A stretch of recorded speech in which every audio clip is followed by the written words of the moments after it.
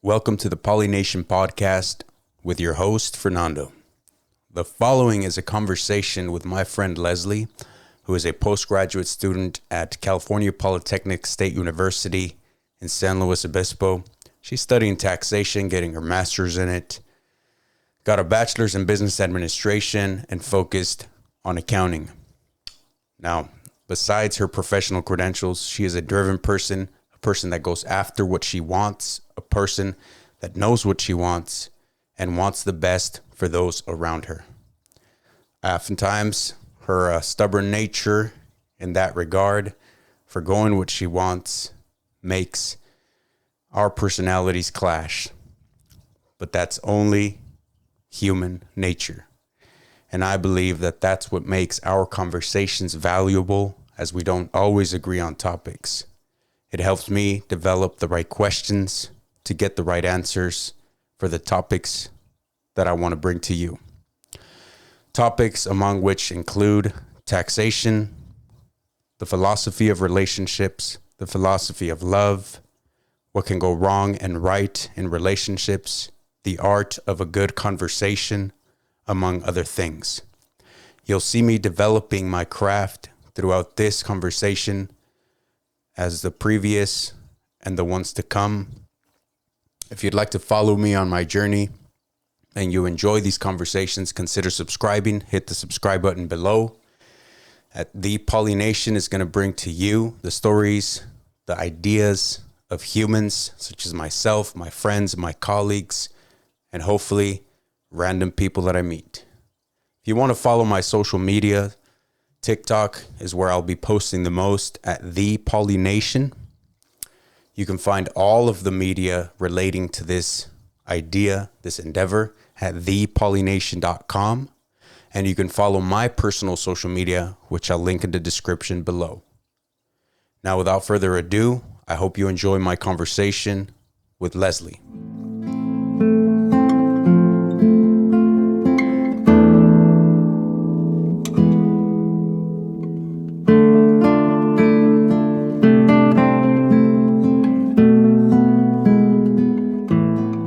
What up? Hello.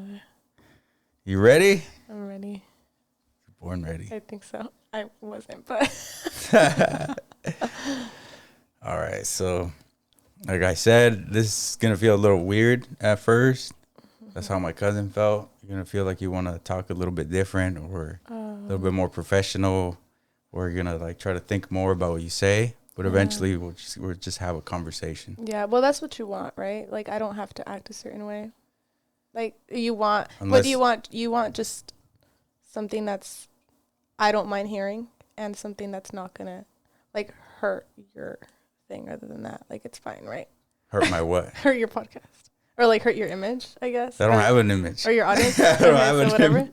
So you don't care? Okay, cool. All pressure off. Okay, so we could start talking about tax, because What the? You said we were going to talk about tax. I spent 2 weeks researching like tax. You literally told me we were not going to talk about work, but okay, shoot. All right, so I wanted to get into the philosophy of tax. Like, why? First of all, why do you think taxes exist? Oh, I know the answer to that. Taxes exist because it's a way that the government controls you. It's a way that the government provides incentives. Do you want me to elaborate?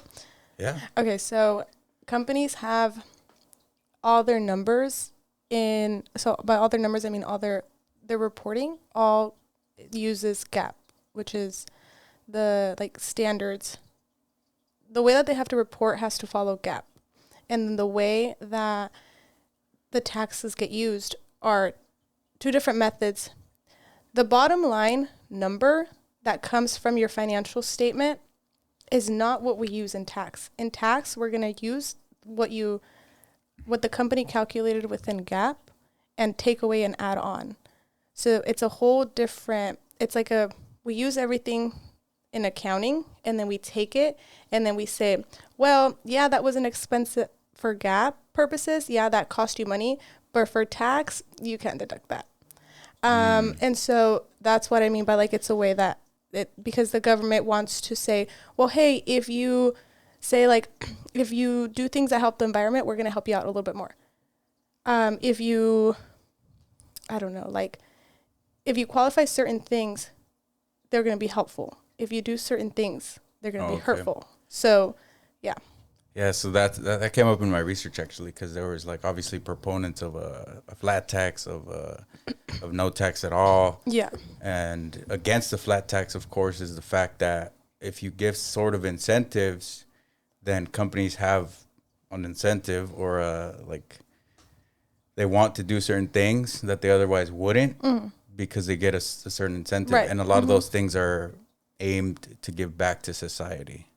So, or in a certain way for the company or whatever, or even individuals, like we get a little bit of a break for donating. Yeah, for sure. I don't think it's a bad, like, I don't think it's the reason behind taxes. Oh, the government wants to like manipulate you. And like, you know, it's not like that. It's not, it's not a, what the frick is this word I'm thinking about? I don't know why I can't remember it, but, like, it's not a conspiracy, you know what I mean? Like, it's like very clear.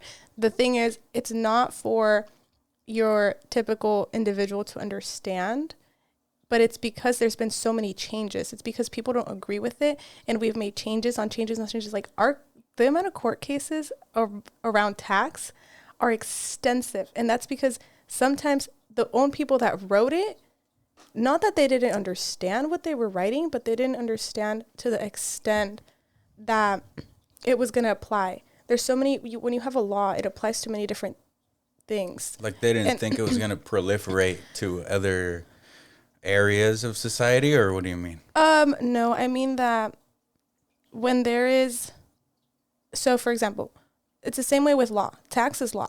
And when a certain law, like a general, like a, say like cyber laws, nobody, or technology rules, nobody expected, when they were written back in the 19s, whatever, whenever laws were written, they didn't know where we would be at in 2020. So everything has to change according to the adoption. So if other things come up, if like certain, now there's a new loophole that's available and they catch it, well, now they're going to write an amendment, or they're going to write like an addition to a certain law that they already wrote. That's why tax is so hard to understand. There's like our internal revenue code, like, which is like the actual, like the statutes, like it's probably like about that thick. Jesus. And it's, I kid you not, I should have brought it. Like it's just like about that thick. And not only that, but that is only one branch, like one law of tax. There's a bunch of court cases that use those like those codes, and then they debate on it. To create more. Well, because it could be interpreted in different ways. Because the taxpayer thinks, well, I read it like this, and the, like, and essentially like the IRS, like, will think about it like, well, I think of it like this. So then they fight about it, and then they appeal it, and then they go to like higher court, and then they go to the Supreme Court. So all that's being recorded, and all that matters. So that's why I have to go and get a master's in tax, and I have to go, and not only that, but like, I still, out of my master's, I will be treated like I know nothing within my company and trained as if I know nothing, because I still have a whole bunch to learn. So it's definitely. So it's up to you to understand the shit that we won't ever, like, unless we actually dedicate like you or and a person. And not only that, I will still, there's so many branches of tax. There is, like, for example, like state and local and federal. It's very different. Like, you have to file 2 different forms, right? You have to file within the federal U.S. government, and you have to file within California. Right. Not only that, if you have a business and you have to file, it's just, it's you extensive. have a separate entity aside from yourself, and then there's a whole code for that. There's and then there's international. It's just so much, like so much that normally people, like the individuals that don't ever look into it, just see all the charges on their W-2 and just think like, what the heck? But it's just because there's so much, and very little comes from your W-2s. Like, yeah, that's important to you because that's what's taking your money. But a lot of that is, you don't really have much leeway with those taxes. You know what I'm talking about? Like the subcharges, like Medicare or Medi-Cal, or like whatever else, like sometimes there's other charges that you have for like your local or whatever. All this stuff, there's very little leeway. That's not why we study tax. We don't study tax so we could give you some of that money back. We study tax because of all the other bigger stuff that people don't really understand, because in tax there's no straight answer. There's sometimes there is, but there's a best answer, but there's a best answer for the IRS and there's a best answer for the taxpayer. And as an advocate for the taxpayer, we have to decide what position to take that is more likely than not to prevail. And if you want to take a risky decision, I can't sign on it. The only thing that I can do is consider. I also can't rat you out. Like if you want to do something that's like fishy, I can't go to the IRS and rat you out, but I can say, hey, I'm not signing this. And what I'm supposed to do is like, ethically, I'm supposed to consider, do I want to keep you as a client? Oh, crap. Anyways, that was a lot. I'm telling you. I was literally trying to like... Well... I was just going to ask, like, why does it have to be so complicated? Well, I think I kind of explained that. I think it's like everything that I just said about... Because there was a time before the IRS. Why does it have to be so complicated? It doesn't have to be so complicated, but it's that we're better off with it being complicated than with it not being complicated. We as like a society, because I don't think tax is a bad thing.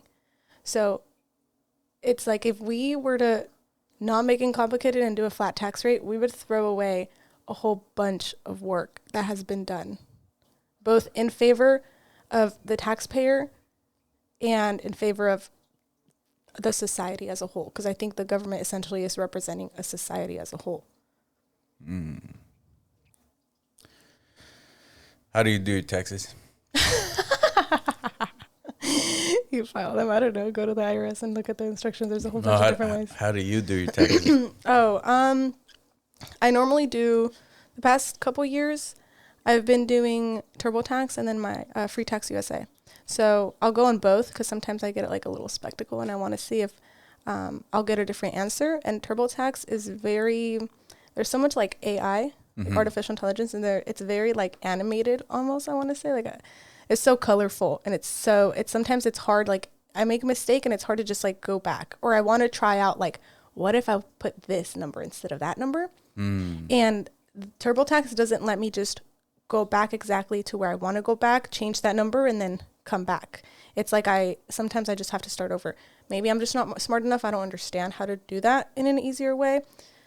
But because of that, so sometimes like I'll go to Free Tax USA and then I'll input that other number that I'm curious there. And Free Tax USA I find is just a little bit more straightforward. Not as fun, if you will, but very like, here it is. Tax USA.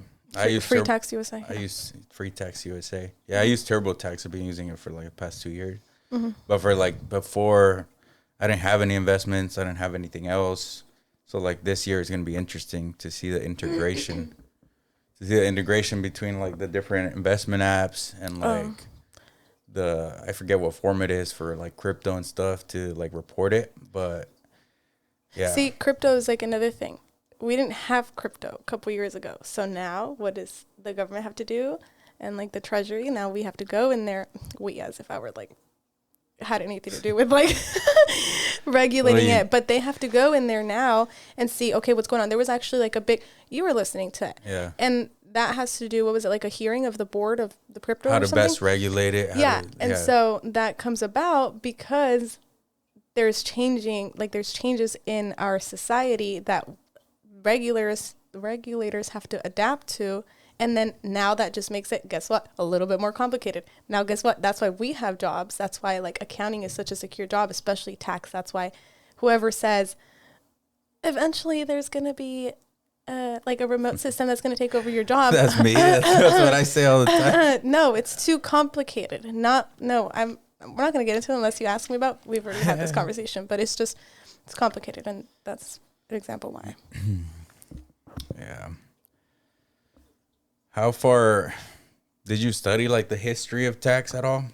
The history of tax? Yeah, probably somewhere along in my courses.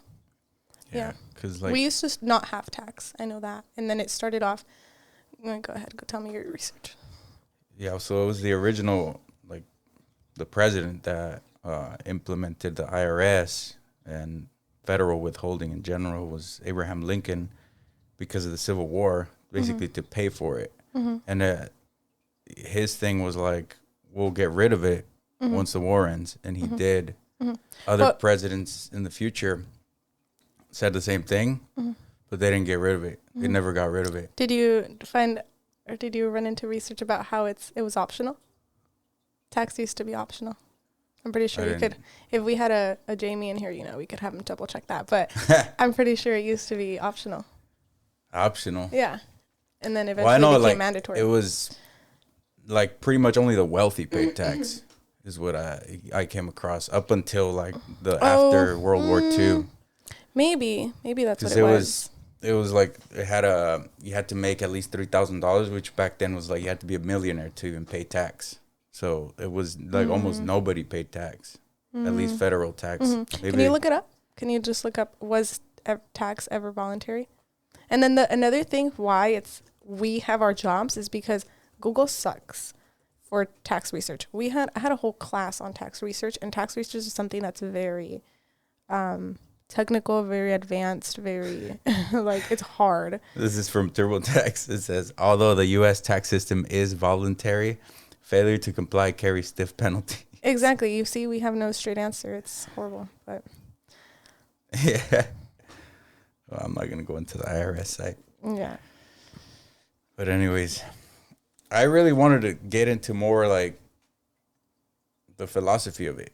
So we give money, there's tax incentives, there's companies pay different types of taxes, they get breaks, and their bottom line changes based on that and all that. Credits. But I wanted to get into like, why do we have to give up money for other people? Because you use the things, because there's a term that we use in state and local tax class, and that term is about so in a state when you have to, I've talked to you about this, one of the very first things that decided when a taxpayer, or like a taxpayer could be a company. That's why we use the word taxpayer. And I don't say an individual. We use the word taxpayer because there's a bunch of different types of taxpayers. So by a taxpayer, in this case, I'm referring to somebody that makes sales to people in a state. And there's so many different, like, I could state this in many different ways. But when there is activity of a certain company within a certain state, what the state used to use to determine if that certain taxpayer had to pay taxes to their state, if they were purposely availing themselves to the benefits of the state, which are policing, roads, like stuff like that. So there's stuff that you're being handed to for free, and somebody has to pay for it. Okay. So in capitalism, there's no, like, roads, public schools, like, that would not pop up if the government didn't provide it? Yeah. Do you really think that? Yeah. I think, that's a very, like, we're oversimplifying it. And we could think of a million different solutions, but the thing is, like, are we really going to think of a solution? Is anybody else going to think of a solution? There's proponents or arguments that it's only because the government started giving that out that companies didn't, like, prop up to give that. You know what I'm saying? It's only because the government started giving that out. Giving what out?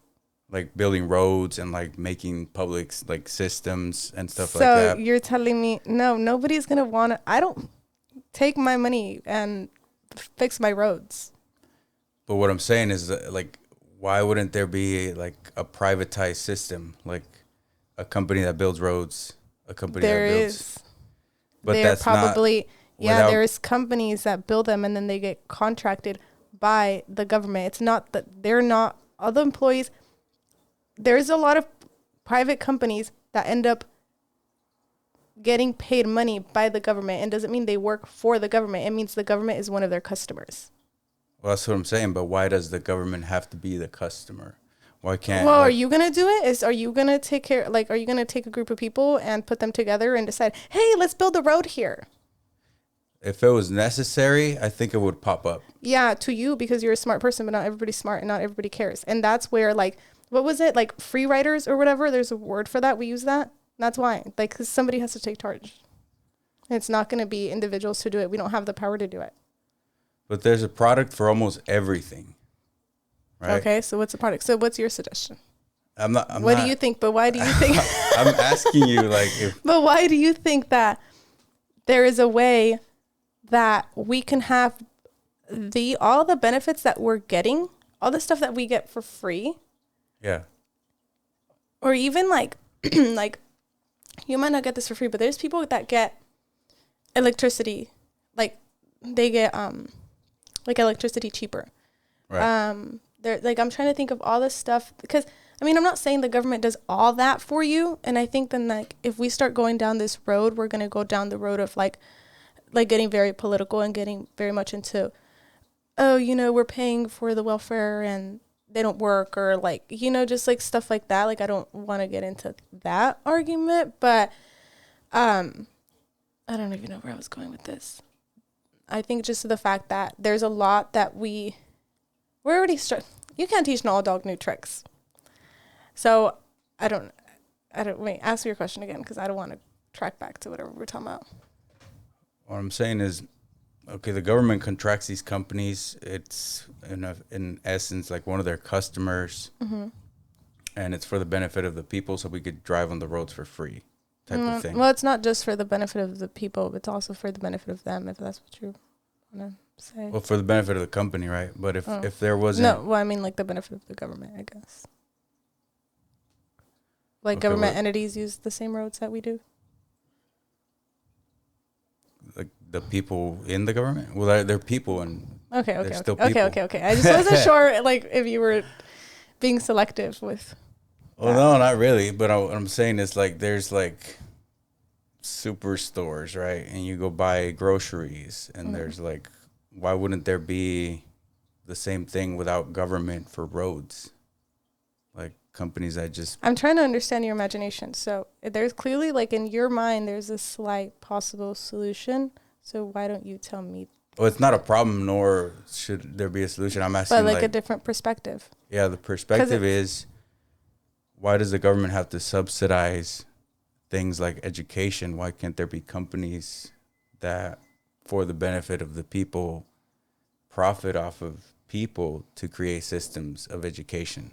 Because eventually everything has to be regulated, and it's just, I don't know, that goes into law. I don't know how to go into, like, I don't know. I've never thought about this any further than that, and I just don't.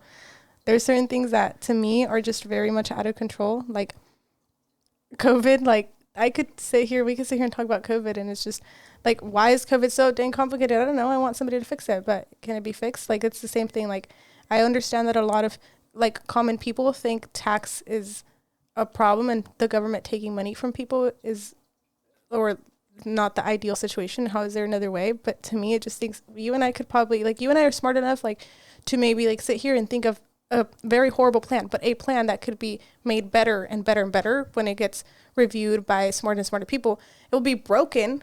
The thing is that it'll be broken apart because somebody is going to think this is the way. Well, maybe we get to, like, you know, we get to different steps, and then off one step, so-and-so is going to think we got to go this way, and so-and-so is going to think we got to go this way, and so-and-so is going to think we got to go this way, and then we're never going to reach a solution.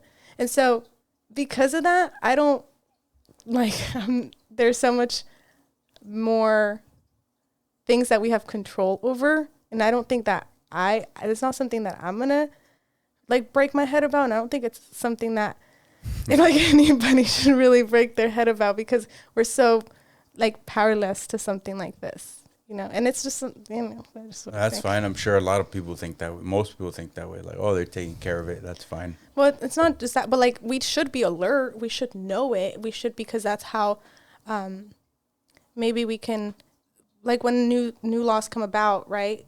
Like if you really care and you want to fix things coming, or you want to like poner tu cuchara, or like, you know what I mean? You want to like provide your like, like you want to provide your opinion. If you think you have a smart opinion and you educate yourself and you want your opinion to matter, well then follow up with the trends. When there is something where you can provide your opinion, when your opinion is being accepted by the people that are actually in control, then go ahead and say something about it. That's always been my thing, is like, if you want to actually fucking voice your opinion, get a seat at the table where it matters.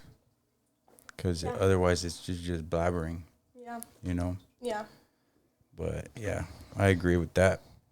And yeah, you're right. If we do start talking about like, why can't there be all private schools instead of public schools?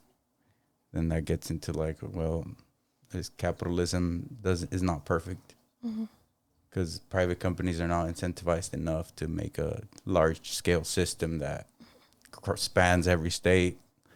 So there has to be government for some things. But yeah, I just thought that was an interesting question.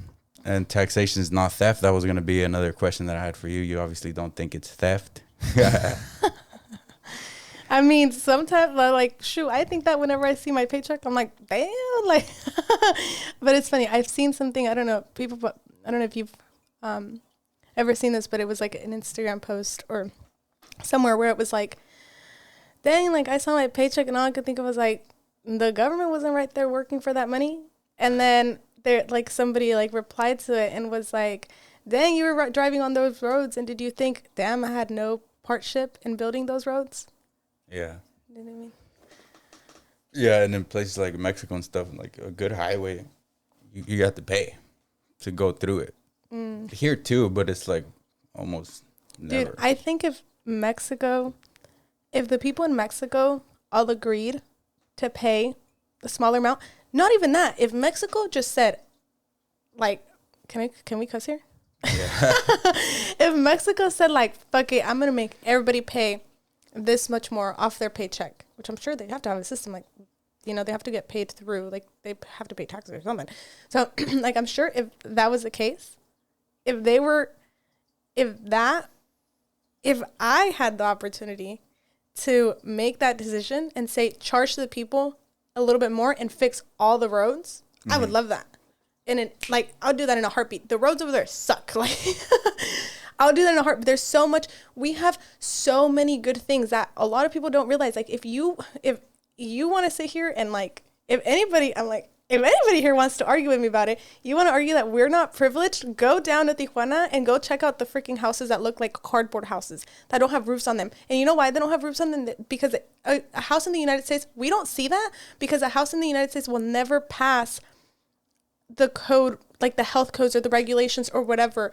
The amount of paperwork that has to be filled out, the process, everything's so like bureaucratized. I don't know if I could use that as a verb, but there's so many systems and we have so many like standards in the US and all of that is government. Everything, we have so many, if you work for the government, all that stuff has to be paid for. All those people have to come up with regulations. Like there's so much. And if you really, I think if I sit here and like we depict everything that the government does and decides and like all that stuff, trust me, there's going to be not one person that says, oh yeah, I could do all that. Oh yeah, me and my buddies can get together. We could do all that. Give my money back. Like, no. That's a good perspective. I haven't thought about it like that. But again, my algorithm is like really high level, philosophical, changing systems and all that sort of stuff. But yeah, I mean, I guess you're right. Like it's a capitalist society incentivizes people to make profit for themselves. And if somebody's not willing to do the work like that, to develop systems that are going to help people at a mass level, then there has to be an entity that does it. And that entity needs to be funded in a certain way. What I think is like, go ahead, finish your thought. And that's the government. Yeah. I just think it's that this is probably already has been thought about. Like, you're not the first person. You're not the first smart person. Maybe you have a lot more resources and you could like really develop your mind more. But there has been good people as our government has been formed. Mm-hmm. And for whatever reason, it turned out to be like this. It's like, I feel like if we want to go back and fix it, there's stuff going, like, worth going back for. Mm-hmm. And I don't think taxes is one of them. If there's a way, like, I think, I don't know, like, police brutality and people being killed unfairly is something worth going back for and trying to, you know, go back in history and figure. And if taxes can help in that way, which was like the whole, maybe like defund the police, and if you could figure that out, that is worth sitting down and figuring out. In my opinion, that is worth figuring out to me. So if tax has something to do with that, it's just not anything I don't have like a proposal for that, but I just think that's worth it. I don't think there's much wrong with tax or our society to like go back and want to do it a different way. But that's because that's me and that's my life. There's nothing wrong in my life. Like if theoretically, like in my life, in my perspective, there is a lot of wrong stuff, but I just not what I've shaped my thoughts around. Like I understand your perspective is probably different, and you could think of, like, you're very into philosophy, and you could think of reasons why a different way could be better, which by all means, like, maybe like spark that thought into my head, and maybe, you know, all those thoughts will come naturally. But I just don't think of like I can only think of berrinchudos people that ever talk about tax, you know, like it's not.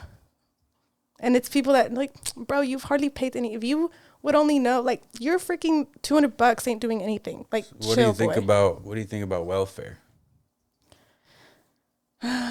Welfare's good. People should should be well.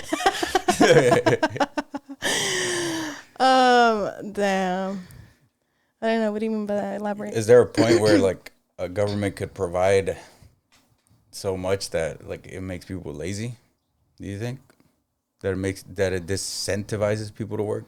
Yeah. So what do you think about welfare? I don't like this question. Can we move on? Can we play a drinking game here? I'll take a shot. I don't have a strong opinion. I guess like I do, but it's just not something that I don't know. I think if like I'm not even thinking about your question and how to answer it. I'm thinking of more of like why I don't want to answer it. And it's just because it's not at the top of my head. It's just not important to me right now. So, but if you really, for the sake of this conversation and for it to go the way that, you know, like with the topics that you have in mind, I think that it's almost the same thing with tax, where we could sit here and go back and forth. Like, it's like, we want there to be a perfect middle ground, but it's really hard to get there. Like, we want there to be a perfect middle ground where the people that need help are getting helped, mm-hmm. and the people that are overusing it are getting helped less. Oh. And it's really hard to find that sweet spot. And I'm not educated in that area enough to have a proposal for a better system. I just know that, I mean, I work at Denny's. I see the people that are paying with EBT, and sometimes it's people that I really feel, I'm not one to say you deserve it and you don't, but sometimes I see that the people that are swiping with EBT, or I'm the one that swipes it, but the people that are handing over an EBT card are people that look, in my eyes and in my very judgmental perspective, like they have potential in their life, and there's people, or they have potential, or they're doing something good with it. I guess like what I'm saying is, like, to be just like really freaking blunt and straight up forward, is like I see the people, some people that pay with EBT are using drugs and some people are not. Mm-hmm. And that's what like sometimes the big debate is. So I know you brought up like laziness, but I think it's like there's more, it's not just as simple as laziness. I think even behind laziness, there's usually like depression. And so, you know what I mean? And so, but I think the other people questions who'd be lazy with EBT would be lazy even without it, I think. Yeah. So, because my cousin gets EBT. Yeah. And he's fucking. A lot of college students he do. wants to do a bunch of shit. Yeah, and so I think there's people that could really. I wonder if you've been able to hear me this whole time because I could hear myself better now. But, I mean, if we could pick and choose, but hey, do you want to pay more money so that we pick and choose who deserves it and who doesn't? What do you mean? Do you want to pay more money in tax so that the welfare entity, the people that are giving that money out, have more time to go and look into everybody that's receiving that money and check, is that the taxpayers fund, that bucket of money that they're pulling from to give out EBT, if they were rich in a perfect world, they would probably go. I don't think that the government doesn't want to do this. I don't think that the government doesn't want to go to every single one of their houses and check up, are you using my money right or not? Because if you're not, I'm going to take it. But there's no way we can't do that. There's paperwork. I don't even know what the regulations are. And that's only one aspect of welfare, right? Like EBT is only one aspect of it. Yeah. And so what about like Medi-Cal and Medicare? Like, are we going to be selective with the people that deserve medical attention, the people that don't? The medical system, hospitals are private and already decide that, right? You already get better healthcare if you're higher up in the status, and you get like worse healthcare if you're not. So there's already people that are doing that. So like you like kind of hear me, like you know what I'm saying? It's just there's a perfect sweet spot that we wish we could get to and we can't. And there's probably we're very early on, I think, in the welfare era that I think we could really shape it. So I think the same thing. If you care enough, get educated, know when there's proposals being passed, you decide for yourself, do you agree with that proposal or do you not? And then go vote. And then that's it. Vote. Or you want to do something else, if you have a strong standpoint, take it, run with it, do it. Me, I'm chilling. I got this shit to worry about. Like what? I got a lot of things to worry. Like my welfare, my health and wealth and beauty. Yeah. And beauty? Yeah. What is beauty? To me, because I don't know what beauty is to everybody. I think beauty is a very subjective thing. It's like if you look it up. Can we look it up and tell me what the actual definition of it is? I could look up Google? The definition. Yeah, that's what I want. I'm asking you. I know. I just want to see what the actual Google definition is. It says a combination of qualities such as shape, color, or form that pleases the aesthetic senses, especially the sight. Wow. There we go. Go Google. That one's all right. That's pretty good. The other one was not helpful at all. Yeah, I mean that. The only other thing I guess I would say is that the only person that I'm at a spot right now, and it's taken me a lot to get here, to where I really want to be enough for myself, right? Like this is actually one update. I don't know if you saw my Instagram post or not, but I brought a lot of people involved and I wanted to have a BBL, right? Mm-hmm. And I was very decided on it. I was decided on it to the point where I paid $1,000 deposit to get a very good doctor. And I'm like, shit, for the cloud. Like it was, Dr. Campos is a freaking good doctor. Like so many YouTubers get him and he has no deaths. So that's good when you're doing your research.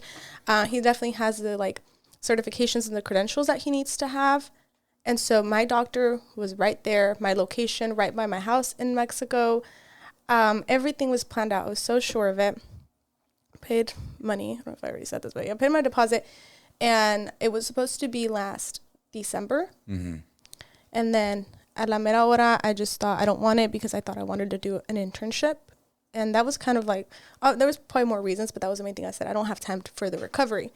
So let me reschedule, and I had to reschedule. So this is how good my doctor is. Like, I had to reschedule all the way till, so this was supposed to be last December. So not this one that just passed, which was 2021. My surgery was supposed to be 2020. And when I decided to reschedule, they had to reschedule me for July of 2022. So he has a long waiting list. So there's a bunch of girls. So that's why I'm hoping, hey, if you want a surgery by Dr. Campos, hit me up because my surgery date is, I think, July 5th.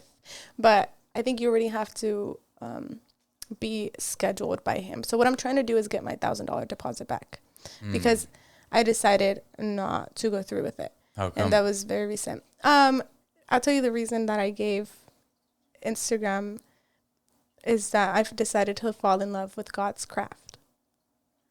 Like, I think God's craft. Yeah, like I think like I am like in a way like at the highest power it's was made by God. At the a little bit lower we can go into jeans, and then maybe we can go into makeup and my skincare and my diet, you know, it's like what's made me who I am today. Mm-hmm. And I really want to fall in love with that. I don't think that if I were to get my BBL, even if I were to just be able to snap my fingers and have the body that I wanted, I don't think I'd be happy. I don't think I would, I think there's other reasons why I'm not happy. Like, I think I would be very happy going out and like a night out. Like if I could do it, if it was like a going back and forth thing. But the thing is, it's not something I can go back and forth in with.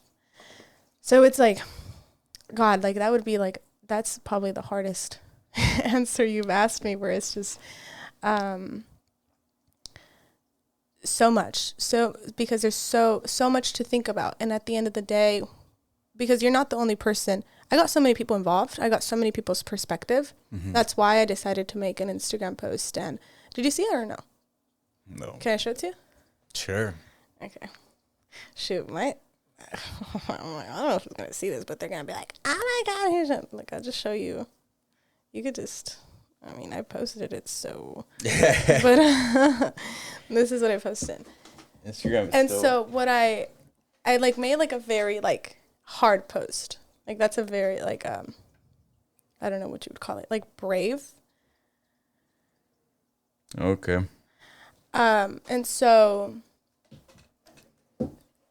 Yeah. I didn't see that. Well, I had to delete it because somebody blackmailed me, but we won't go into that.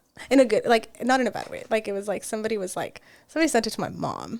It was like, if you don't delete it, I am not going to unsend it or whatever. Or it was like, more so it was, if you delete it, I'll unsend it. That's fucked up, huh? What the fuck? Very controlling. Person needs to chill. Just relax. Like, what the fuck? Yeah. So that's really it. It's because I don't feel that I think I just got to work hard. And if I want what I want a BBL for is to be able to rock clothes. I'll show you, because this is literally what somebody asked me, like, what made you decide not, or they asked me, what made you want a BBL? And I said, because I want to wear clothes like this. I don't know if I could just go to that conversation. I don't have COVID yet. Clothes, like you wanted to see yourself in a very specific way. Yeah. Look. That's what I said. I said that 2-piece.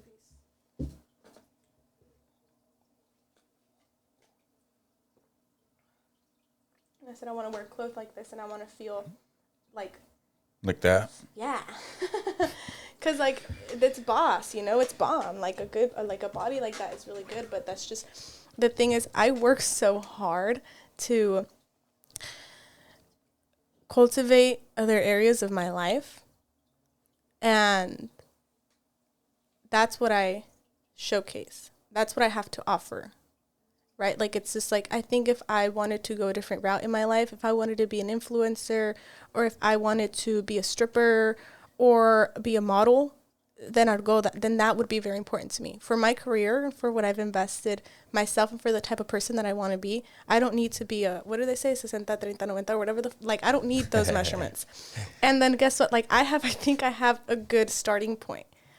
Like, you can't say, like, I'm 130 pounds and even like a little less. Like, what am I talking about? Like, it's just lazy. Yeah, you're not obese. It's like, I'm freaking lazy. Like, I want to genetics. like, I want to get a flat stomach. That's the main thing. That's like one of my like big insecurities. And so I want to get a flat stomach. Well, then fucking work for it. Right? Like, why am I the thing is, recovery is horrible. Why am I going to put myself through that? And so at the end of the day, that's what I thought about. Just if when they say like flip a coin, because while you're flipping that coin, you know what you want it to land on. Yeah. That's what it was for me. It was, I know I'm so happy with my decision. And if I chose the other thing, I would still be questioning it. If I chose to go through with it, I would still be questioning it. And the fact that there's all those questions, then that means I don't want to do it. If I was so sure of it, I would rather sit here and tell you why I want it, right? Like if it was like a decision that, you know, it's just like, no. Go back to the, like, that you wanted to see yourself or rock that type of clothes. Like, what is it about that type of girl or body that makes you think that's like boss? It's sexy. I think it's like, it's very appealing to the eye. I think that, I think it's like, it's very healthy. I think it's, or like a flat stem, like you see something like that and you just think like you got it together, which is another thing. It's like, I think that body should be, people should look at that body and just think like, oh shoot, you know, like she lives a good lifestyle, because a body like that, it's hard to keep up. But instead, now we're in a culture when you look at somebody with bomb body and you just think, oh, BBL. When like girls that know. And so it's just, and I don't want to be that. I don't want to be, oh, that's a BBL. She bought that.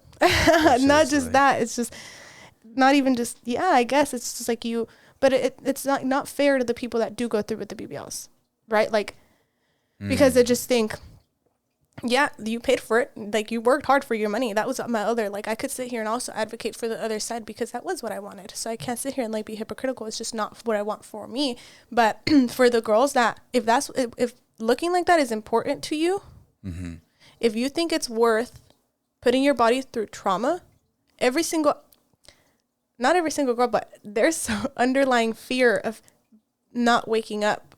It's a crazy ass surgery. And so, exactly. And so if that's all worth it to you, if the criticisms, I was scared of like what my mental health would be like.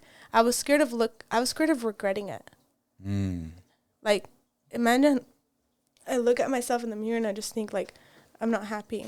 Like that would suck. I paid my money. I put my family through, like my family would have to take care of me. I put my body through all that and then I'm not happy with it. Fuck.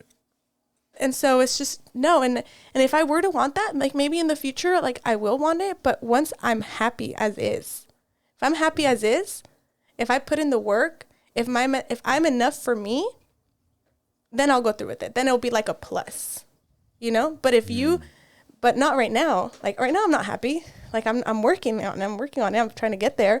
I'm trying to be enough for myself. Clearly, if I go through with that, I don't feel enough, you know? Yeah. It's like I'm doing that to have more of something. And I'll go and get veneers. I'll go and get eye surgery.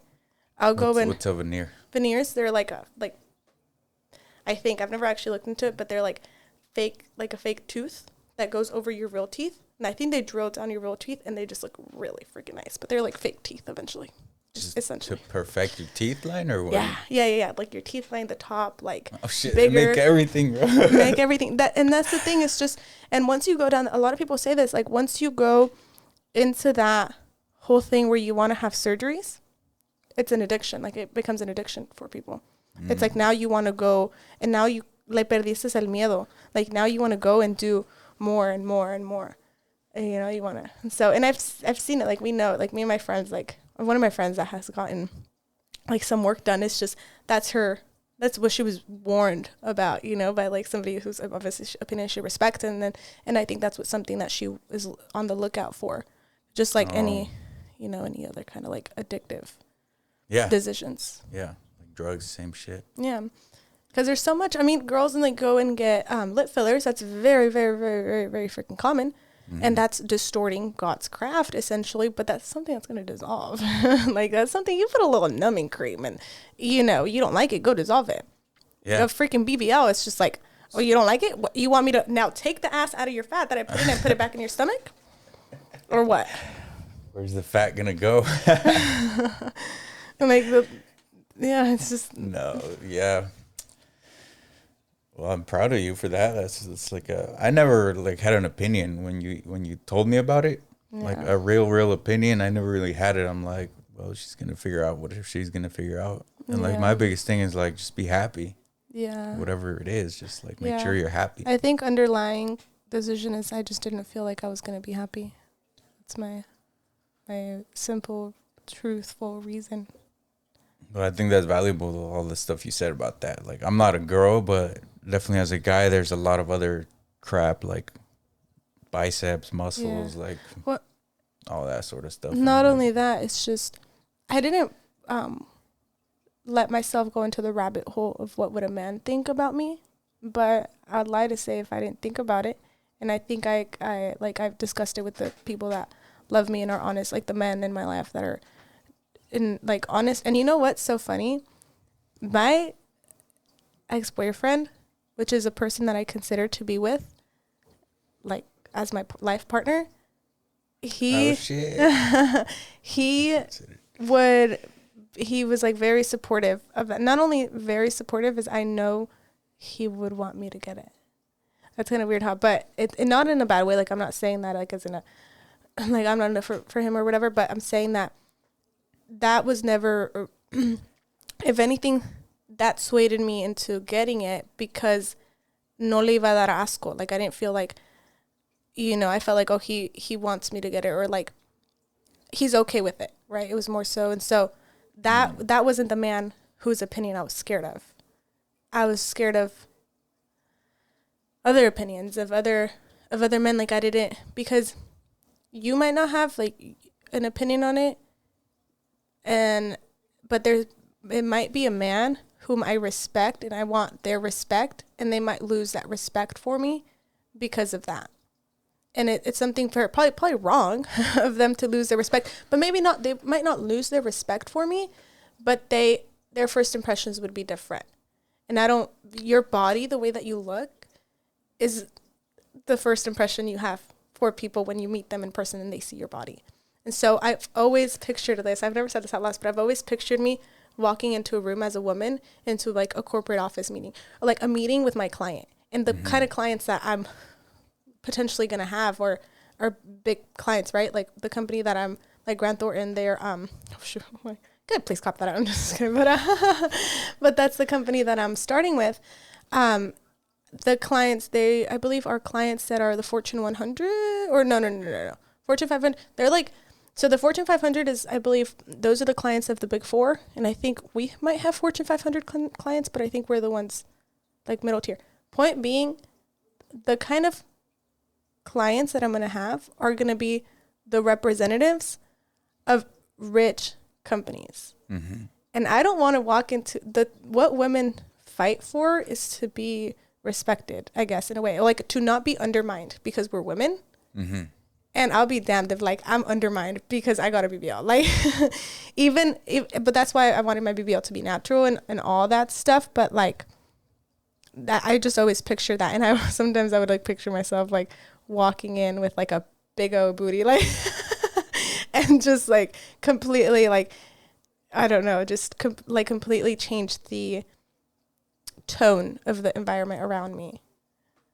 Because you'd be sexualized and judged and like thought of, oh, there's that, it's just a chick like that did that. Maybe. Well, not even just that. I think maybe just like, I guess our body can easily be very sexualized, and especially if I'm going to the extents of perfecting it to that level, because it's sexy, right? Like I'm not like that's the truth, but I guess that I didn't think about. I thought about that. I thought about. It doesn't matter to me how it was changed. The tone was changed. The fact that the tone would be changed is what was important to me. And then, but I didn't think about that. I didn't think about being judged. I thought about just like, I'm going to have eyes on me. I'm going to have eyes on my body of the men, because men are men no matter what, no matter how serious they are, no matter how respectful, like men are men. And I'm going to have those eyes on my body. And I want my brain to always be the main focus there. Makes sense. Yeah, as a person, I'd want people to look at my brain and not like anything else. Yeah. Like imagine like walking into a room of women and then they just like look at you and they're just like they're all staring at my crotch. They're all like, nope. I don't think that's what women stare at. That is definitely not what we sexualize when you have clothes on. What do women sexualize when guys have clothes on? Probably like your biceps, like maybe like your chest, like maybe like probably like the smolder. What I don't know what that is. Like the look you give. Yeah. Like your vibe, like that could be sexualized. But how much you can dominate people. I guess in a good way, like in a inflicting fear on others. Chill. I might turn some people on, but I don't know. Genghis Khan fucking fucked half the world because he was a fearless ruler. I don't know who that is, but definitely doesn't sound like a person I want to meet. He had hella kids. He had like hundreds and hundreds of kids. No way. Yeah, with different women. Because he was ruthless. Oh, man. So let's talk about happiness. Philosophy of happiness. What is happiness to you? The philosophy of it? Well, I don't know. The philosophy of it makes it sound... I don't know. I don't study philosophy in that area. I don't know. The word philosophy to me is like a little intimidating. But I'll tell you... What do you think philosophy is? I don't know. That's why it's intimidating. Because I don't know. Damn, that was a long ass laugh. Let's ask Google. Enlighten me. I kind of get it, but I kind of don't. Like, it's the study of something for sure. The study of the fundamental nature of knowledge, reality, and existence, especially... Wait, hold on, wait. Can we take it piece by piece? What did it say? The study of the fundamental... Nature of knowledge. Wait, the fundamental nature of knowledge. Okay. Reality and existence. The fundamental... You know how I read? I take things apart. So, like, you see how there's commas in between those? So I would take away knowledge now in the fundamental nature of... What was that second thing you said? Reality. The fundamental nature of reality. And existence. Knowledge, reality, and existence. Especially when considered as an academic discipline. Knowledge, reality, existence. Okay, I'm not going to try to... Okay, whatever. But listen, not time to learn. But, well, I guess, time to learn. But, what do I think happiness is? I think happiness is when you feel... So I'm in like a pursuit of happiness. I literally, if I pull out, I have a little tiny journal that fits in my purse. When you open it, it says journal in pursuit of happiness. And I think that what will make me happy right now is what I want is to meet my own goals and my own expectations. So I think to me, it's me being enough. I keep repeating that because when I had this, like tough argument with my ex-boyfriend and, I felt like I wasn't enough for him. Mm-hmm. And then I caught myself, this is so deep and so weird probably to hear, but like I caught myself trying to pray yesterday. And then for some reason I felt like I wasn't enough for God. That's so weird. And that sounds so sad, but it was like, but what that made me realize was it's not my ex that I don't, it's not that he doesn't make me feel like I'm enough. Like, yeah, he doesn't inflict those, sometimes like doesn't inflict those feelings of being enough. But if I don't feel like I'm enough for God, which I'm a child of God, he loves me beyond anything, like there's something wrong with me. And it's me not being enough for myself. It's me not meeting my own expectations. And so that's just what I want. What I want is that I want to be able to meet my goals.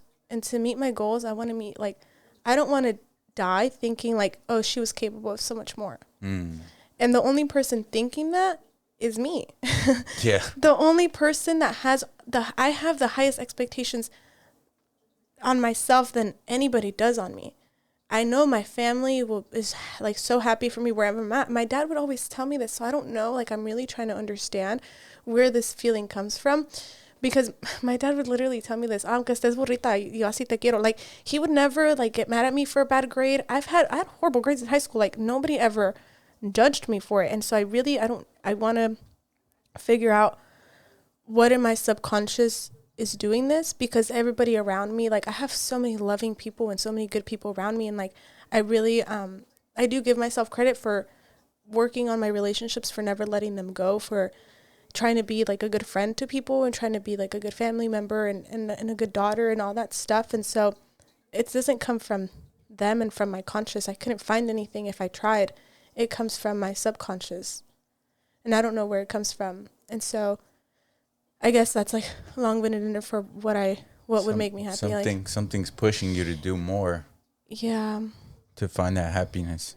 Yeah, and so I have a lot of things, but I guess that's what would make me happy to the fullest. But I'm happy right now. I'm happy with trying. I'm happy with, am I doing the most that I can right now? Like, did I have a good day? Did I do anything? I'm happy knowing like I have so many battles right now that I'm really happy with.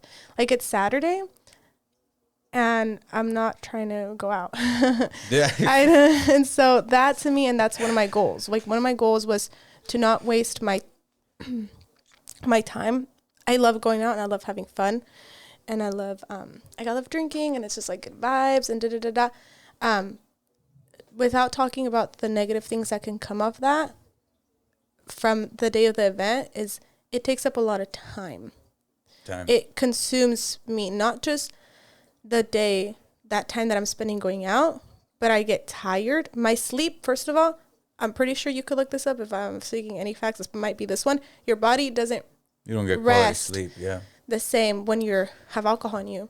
So it's like I'm messing up my sleep, and then the next day I waste my day, and by the time I wake up, it's like late. So I just feel like, it's okay. My body just feels like it's more acceptable to be lazy when you wake up and it's already late and the day is gone.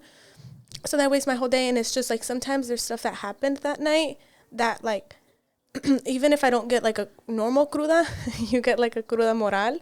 And so and it just messes me up. And so that's one of the things that I really want to do, is just not go out, not because there's anything wrong with it particularly, but because I want to, because I've set these expectations in myself, and I can think of many reasons why I don't want to go out. One of my goals is to get drunk once a month, if anything.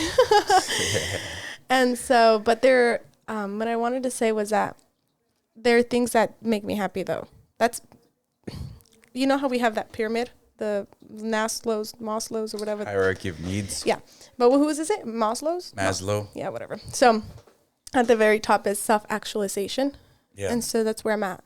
And I think I'm very lucky. I'm very fortunate to be worried about what makes me happy and not everything how to get food on my table.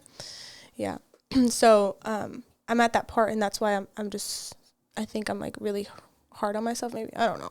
But things that just like fill me up and fill up my day are, if I wanted to give an answer that applied to everybody, I think it's when you do things that fill up your core values. Like, I love, like today, like I had a good day. Like, I went to work. I love serving. I love working with people. I love like my coworkers, like working with people that, first of all, like I feel like I connect with, who I could say something and they know where I'm coming from. And I love serving people. I love like giving people a good experience when I can. And then when I serve, I have a lot of power to do that. I have the power to completely change probably somebody's day. And so I love that. And so that's when I'm doing things that I feel like are good for me and my body and my health. And when I feel like I'm helping somebody else and making a difference to somebody else. So that's happiness. It's like doing things that are to your core values, that you feel like you're fulfilling your core values. Yeah. Right. I don't feel, I'll keep it in a what it is versus what it isn't. Serving, kinship, community. Yeah. Oh, man. It's a lot easier than I thought. This is funny because it's, this is what we do all the time, which is why, like, you remember like my birthday post to you? Yeah. And it was like, every time we hang out, like I learned something with you every time.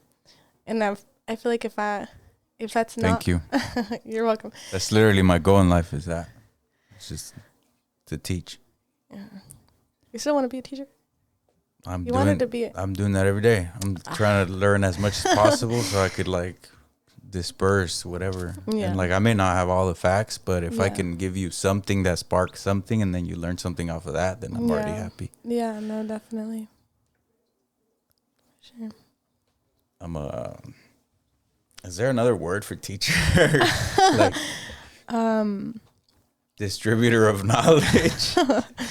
Another word for teacher. What I really want to be is a philosopher. Like I really want to be that. Well, I was gonna say like a motivator, but in a different, like in a different light, and more of like a speaking facts other than spiritual, I suppose. Because more motivational sounds very spiritual to me. I don't know. Well, good teachers motivate. Yeah. I guess. Yeah, but no, I think teacher. I think that sounds really right because you're doing the act of teaching, and so what does that make you, a teacher, right? But but we, for some reason, I bet you if you look up right now the definition of teacher, school would not come up. Yeah, because fuck school. What is a teacher? Whoa, I spent my whole life at school. School's whack. The one that teaches. Are you serious? That's what it says. I told you Google sucks. I'm just one kidding. whose Google occupation is to instruct. Google's occupation. Wait, what? Oh, teacher's occupation is to instruct. Okay, that's I could see. I could fit that definition into. Oh, here we go. Wikipedia to the rescue. A teacher, also called a school teacher. Also called the school teacher, but that's... Formerly an educator is a person who helps students to acquire knowledge, competence, and virtue. There you go. I think the only thing that we'd be having to understand is that a student can be anybody. Yeah. And a teacher can be anybody. Yeah. Every day, learn from others. That's really weird. It's really weird that we can take the fundamental importance of school. Oh my God. Fucking virus. Oh shit, maybe we should have done this a different day. It's because I have the window cracked a little bit, maybe. Oh. But what I was gonna say is that it's really weird that you can take the fundamental importance of school, or the fundamental people of a school, which is students and teachers, and put it in a different setting. It's weird, huh? I know it's something that you kind of want to do, but it's weird to think about. Yeah, because a school doesn't have to be a school, It could be... Well, a school, just like, I feel like we can tweak the definition of a teacher and a student, but I feel like to tweak the definition of a school sounds really weird. We could do it, but... Well, I mean, it's the same shit, right? But if a school could be a group of friends hanging out, like, at a skate park and, like, teaching each other what they value, and then the other friend learns that value from this friend and then applies it to their life. Yeah. It's in the sense of school.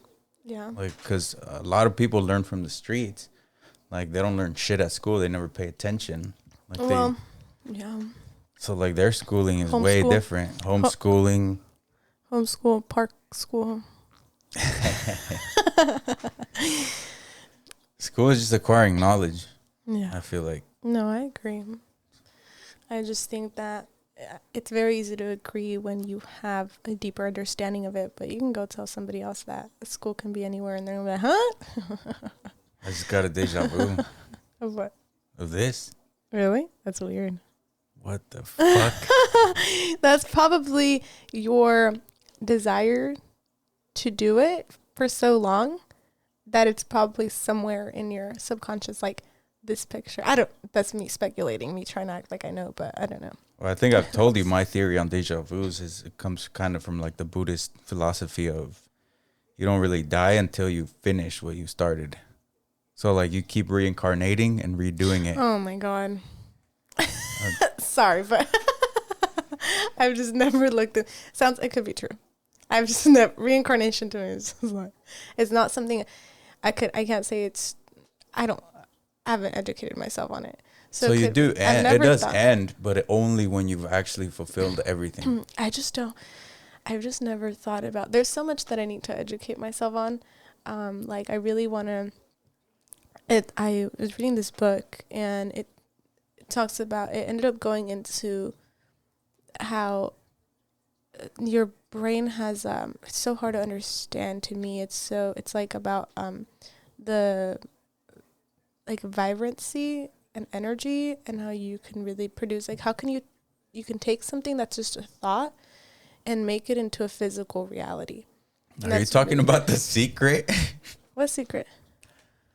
The book, The Secret. Oh yeah. Wait. Oh no. No. I thought you were talking about this because the book that I'm reading, it's Think and Grow Rich. Oh, Think and Grow Rich. Well, it takes cues from The Secret. Oh, that's what I was gonna say. Is it did not The Secret? It doesn't.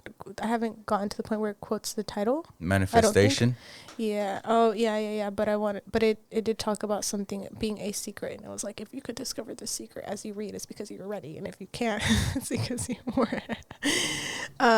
But no, that was very explicitly written though about being able to make something a physical thing. What pisses me off about that sort of thing is that what gets perpetuated out the most is the most sensational crap. Like, oh, you just think it and it'll happen. What was perpetuated? Oh, like perpetuated? So, you mean like what? It's kind of most out there. Yeah. So like when people read or think about The Secret and like you try to talk about it with people, they think you're fucking crazy. And they're like, it's not just going to fucking happen just because you think it and you throw out the waves into the universe and it's going to bounce back to you. Yeah. But like there's some reality to that. Yeah. And like the reality gets lost because people think, oh, you're talking about some cuckoo shit. Yeah. Can I have more water? Yeah. Oh, okay. I got to take off the headset. Sorry. Yeah. Because it doesn't reach over there.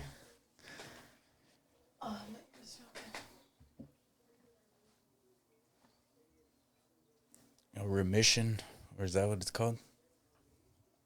5-minute break. Oh. Do you want more water? Actually, I'm gonna go pee. You're gonna have to crop your video. I'm not gonna crop it. What the heck? But you don't post the entire thing, right? Yeah, I do. Where? On TikTok? YouTube. Oh, on YouTube? You're not gonna crop it for the break? Weird. Are you gonna put captions on it? Yeah. Jump to for wow. I was thinking that I was like now I'm showing them my body. Oh, it's not cropped. Dang, I thought. Oh God, whatever. Yeah, I'm gonna take these off. The earrings? Yeah.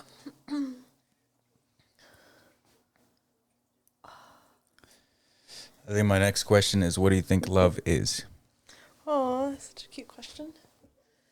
What do I think love is? I think... Wait, can you specify? Love.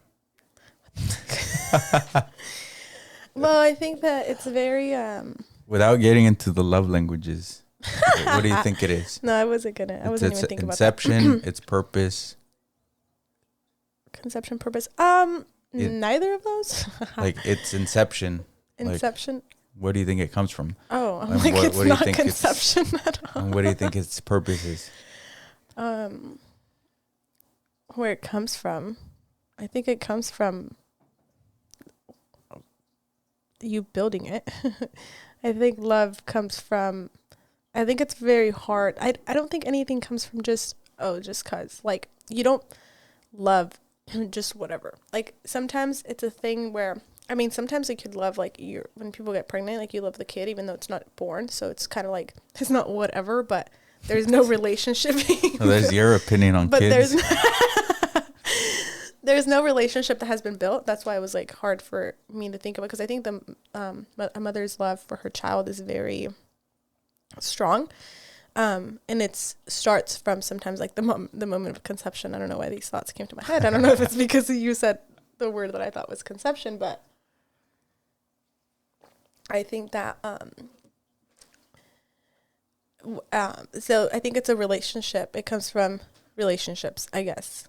Yeah, love comes from relationships, because I think there could be relationships with anything. I think this is where it could apply to everything, right? You build a relationship even with your stuff. Like, it doesn't even have to be a living thing. You just build a relationship with that. Relationship with that.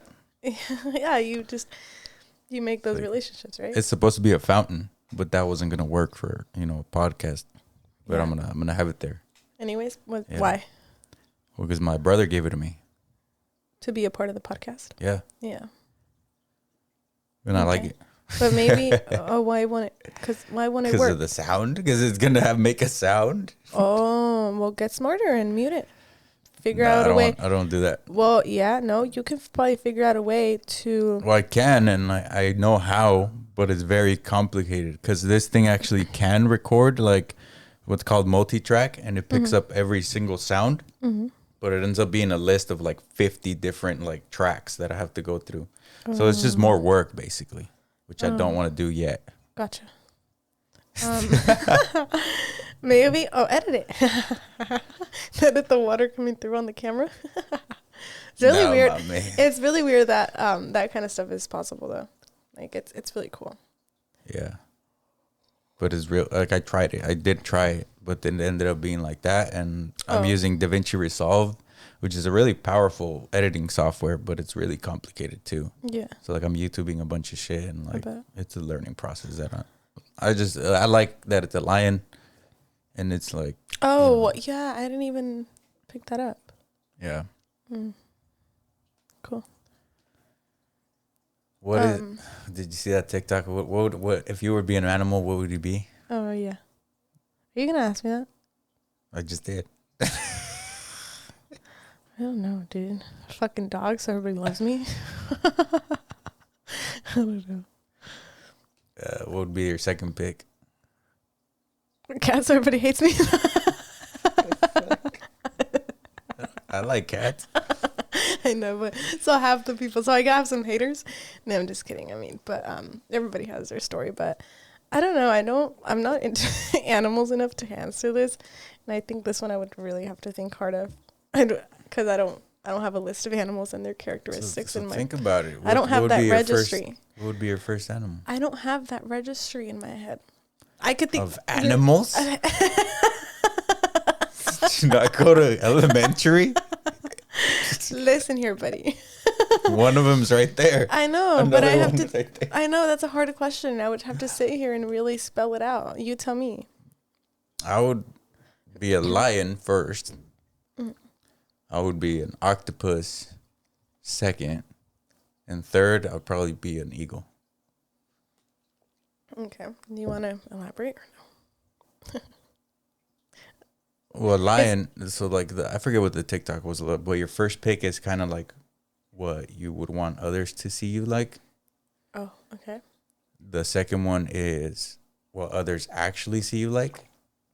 And so what did you say? The third one is like what you actually are.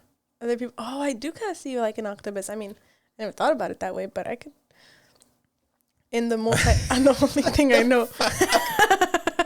The only thing I. No, it's bro. Not like that, but I mean, I could see. I feel like you're multi-purpose.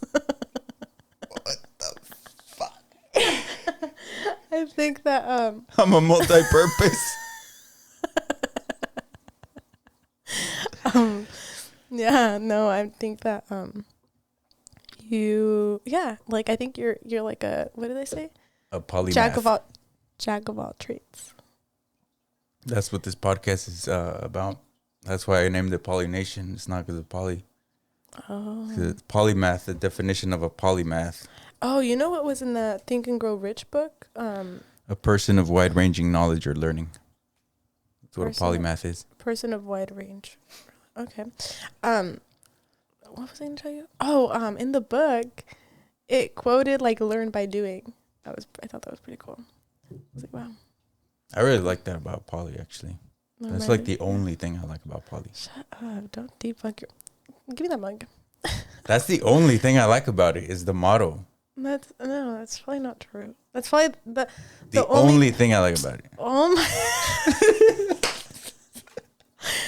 What's wrong with you? He's lying. That's it. You're lying. If I think about it a little harder, I'll probably find something else that I like about it. Okay. So you were lying. But it's not very much. Like, maybe we could change your phrase. That is the thing that I most like.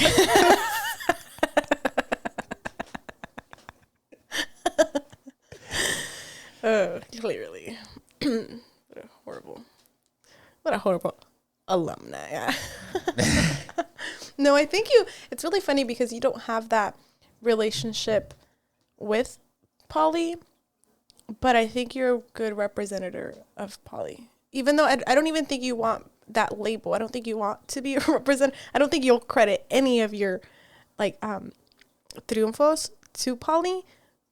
Nonetheless, that's not what I'm saying at all, but I do think that people could see you and think good of poly versus the other way around. I don't think people think good of you because you went to poly, but I think because you're just freaking, I don't know. I think more of you like an alien, but... What the fuck? Bro, let me not get into that, but... Well, get into that because that's weird. First you say I'm an octopus and then an alien. Which, I mean, octopi are kind of like aliens. Well, the thing is, I just thought about, you're very into aliens, and so I'm very ignorant to that. So my knowledge of it is just that they're very rare. But it's all my knowledge of it. Aliens? No shit. I knew you were gonna. Oh, I thought you were gonna say that they're not rare. Aliens? Yeah. Well, where the fuck? There's no. We haven't seen it.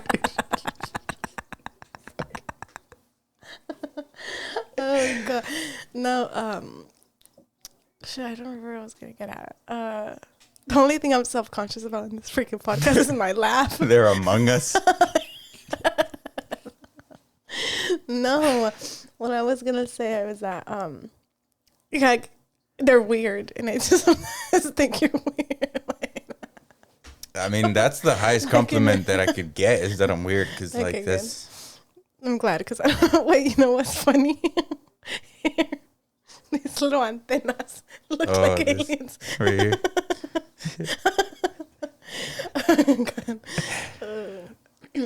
Well, this is being broadcasted to the mothership. I don't get it. What the fuck? I hope somebody else understands that joke because. Okay. Did I answer what is love? That's what I was just gonna go back to.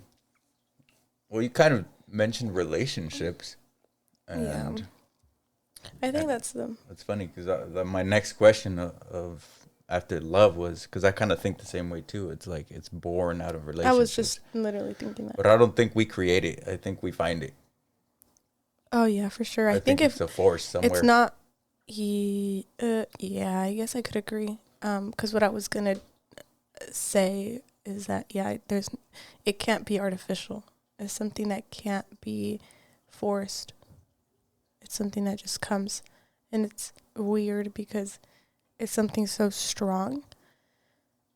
Do you think that love, even if it was super strong, can? Because I was gonna say it's also something that can die. Do you believe that? I don't know if I can fully say that. Like love is something that can die. Like, do you not love somebody that you've loved in the past?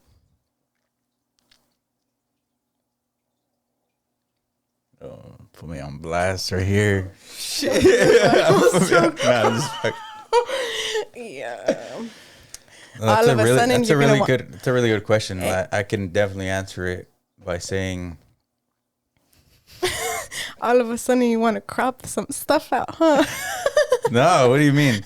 Because I really have to think about it. Now, No. Actually, in my research of like history of tax or whatever, I was looking into philosophy and happiness and love because it was, anyways. Mm-hmm. So there's one description of love, and that's like desire and falling in love, passionate, loving the image, the perception of the person you fall in love with, right? Mm-hmm. And then longing for something that's unattainable. Wait, I don't think that's true though. I don't think that you that's just one definition of love. Like, okay. Well, it's an image in the limit, right? Because you find that person to be exactly what you like think you've been looking for or whatever. No, I don't think that's true.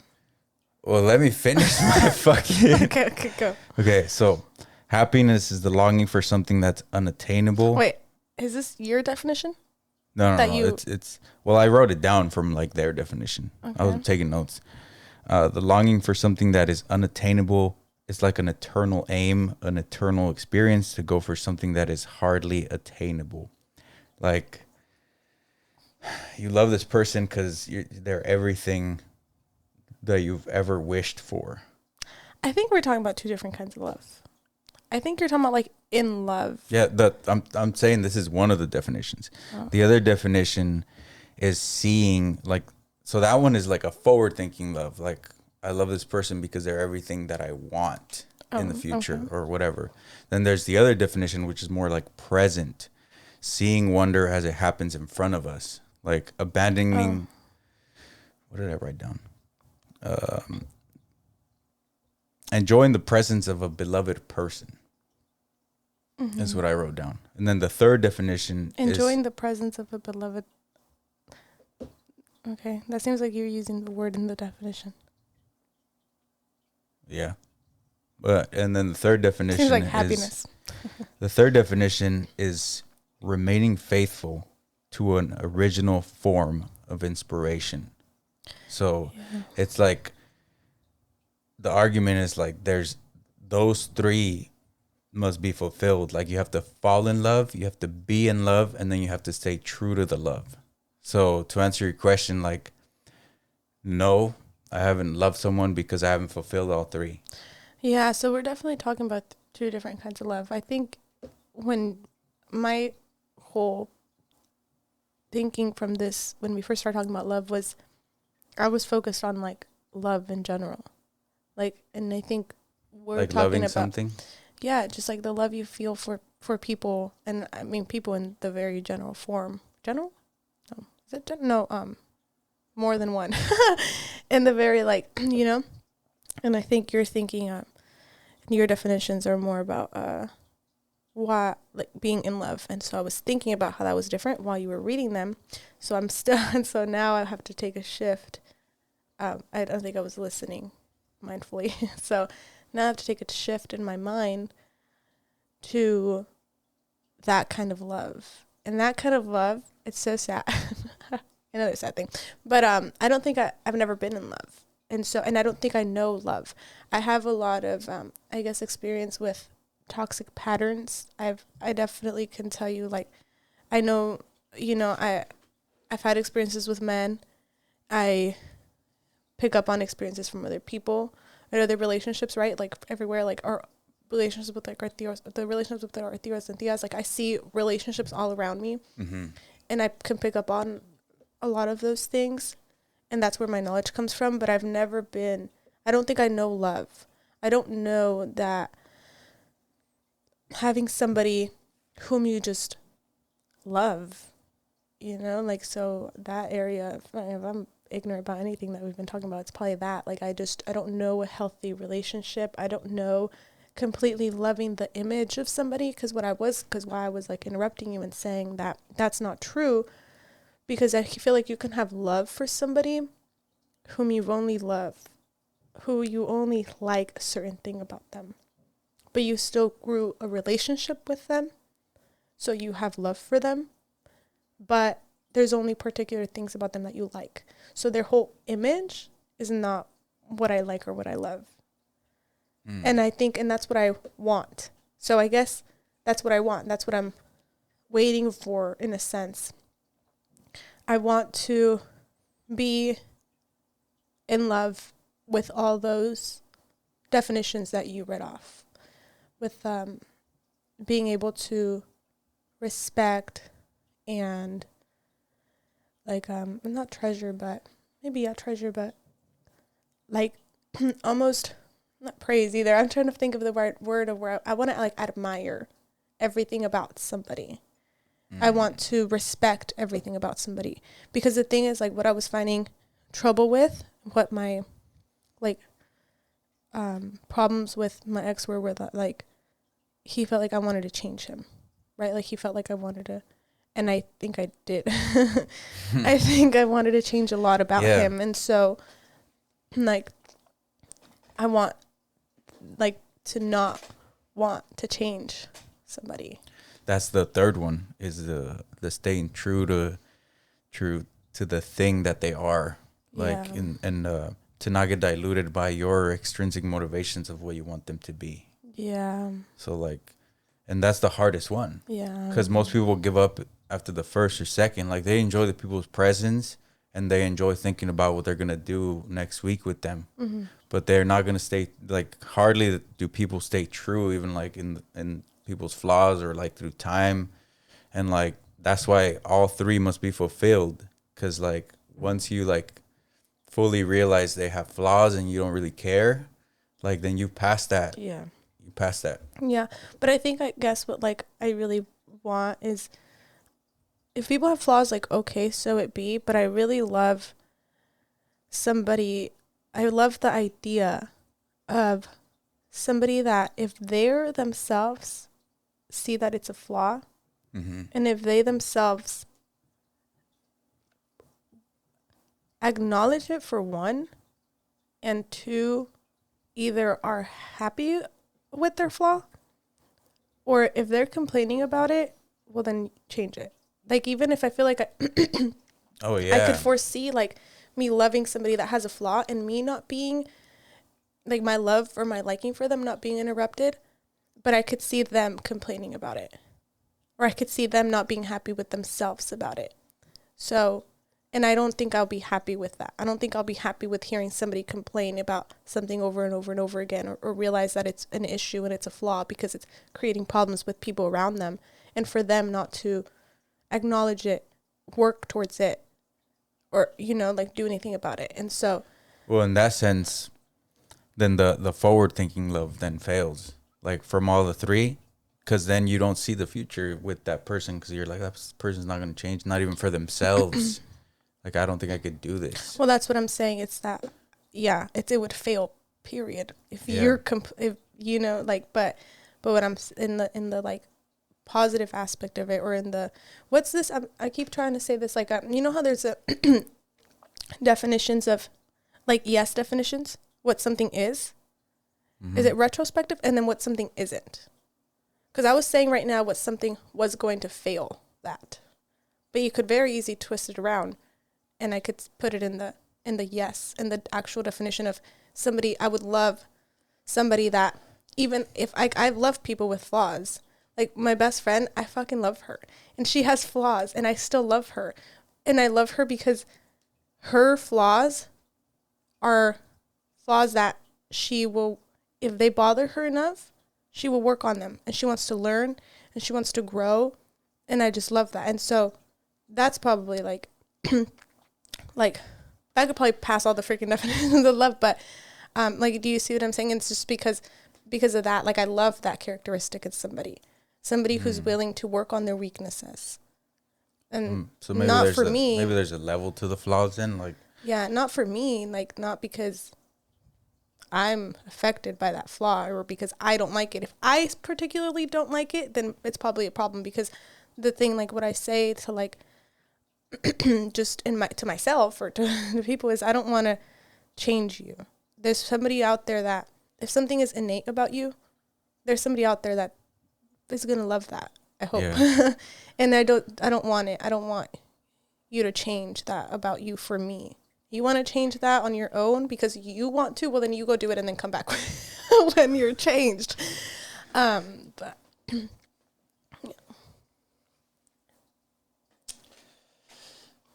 Yeah, well, that's, like, I think we went into some crazy rabbit hole there. Yeah. Some relationship stuff, I guess. Okay, I was going to ask this one, but I don't think I'm going to ask it anymore. What are the most, like, perplexing, or, like, problems with human relationships, like in your opinion? Okay, can I tell you a side thing? One of the things I for sure learn with you every time are new words. What did you say? Perplexing. I've been using that before. No. Like troubling. Like, what do you think is the most, like, the thing that most affects relationships? What do you think most affects people's relationships? I think it's everything that we just said. I think it's when they have a flaw that you don't accept. So, and I think it's you're not seeing eye to eye on it, and it's causing trouble. So I think it's when you disagree with something and you can't respect it, and it keeps causing problems. And so that's like in the general idea of it. If I try to get like more specific, what causes problems in relationships? And are you talking about like a wife and a husband, or like a dating kind of relationship, or are you talking about like a general relationship, or overall, like what? General, I think. Well, oh my God. Okay. I'm like, okay, something I actually have experience with. Something that causes problems in relationships, I think it's lack of respect. I think if with somebody whom I already have a relationship with, and if I feel that you don't respect my thinking and my decisions, and you question them, it becomes a problem for me. If I decided that something, whatever it is, like I think that's a big thing for me. It's like anybody, I think I have like a strong character, and it might be like an overstatement to say like whatever decision I make for myself is what I think is right for myself then and there. And there's nobody in this life that wants something better for me than me. Is there moments in my life that somebody else will make a better decision for me? Yeah, who's somebody else? My parents. If I was going to make a dumb decision that wasn't good for me, my parents could probably make a better one. But it doesn't matter, because the one that's going to make it, it's me. And so you can feel free to give me your opinion. And if your opinion to me is insulting, or if I don't agree with it, then I don't agree with it. And so that to me becomes a problem. When I want to do something and you don't want me to do it, and you impose that on me, then that's a problem. And I think it can apply to other relationships, the relationships that other people have. And so, so I think it's just like, to me, it's just a lack of respect, and a lack of sometimes knowing yourself. If you don't know, like, I don't know where I was going with that. Like, if you don't know where, but it's not fair though, because we're all growing. Like, we're all growing and we're all developing. But this whole thing, it sounds, my rant about somebody not respecting my thinking, it comes from something specific. And I don't think I want to go into that yet, because I think it's an unresolved issue that I have with somebody that I love. And I felt that way, and I don't want to deconstruct it right here. Yeah. So maybe I'll go into the problem with like another relationship, or like just try to think of something more. I think a lot of things can cause problems in relationships. Yeah, and the one you mentioned is one of them. Because like, if somebody doesn't respect who you are, what you're trying to do, then there's always going to be like a little clash, like, oh, fuck, that person's against me in a certain way. Yeah. And like, how can I continue this like relationship when I know that person's against what I am, who I am, what I'm trying to do? Yeah, very much like, so. That's one of the things, yeah. I think it's really funny, because I think like the relationship that I have with you and the relationship that I have with Vero is like very healthy, like very genuine, very real, and very like, but I think we all have so much respect for each other. I've never had a problem with you, and I've never had a problem with Vero, and we don't see eye to eye. But I think we have so much respect for each other.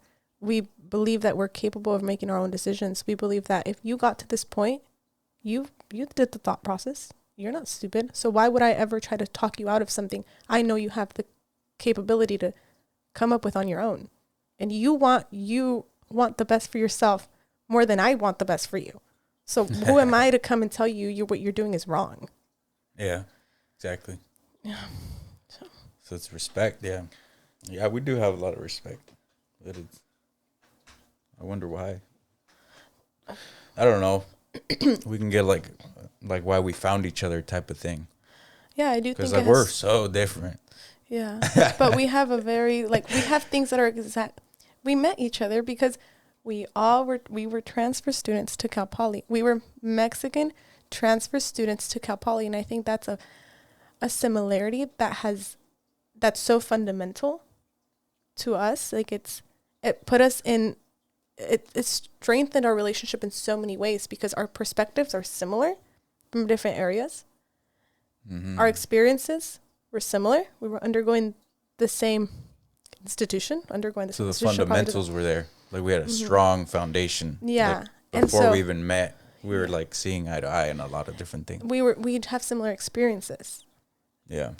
And so, but to answer the question of why we have so much respect for each other, I think it's just the setting that we've found ourselves in is very it's like we're set up for success. And not only that, I think all of us have something about us that we find inspiring, or we find that we particularly like I'm sure I don't want to sound cocky. I'm sure you can think of things that you like and admire about me. I'm sure and I admire so much about you. I admire so much about Vero, and I'm sure she could sit there. And I think, we've never put ourselves, we just have so much respect for each other. I don't know why, but I'm not going to do things that, I know you don't agree with certain things, and I'm never going to put those things in your way. Why am I going to bring, I know there's a side of me that doesn't go with us and that relationship that we have. So why am I going to bring that side to you? You know what I mean? Why am I going to bring that part of life? Because I have respect for you. There's no real need for it. We're living our lives. There's no need for that. There's no need to for bring what? it.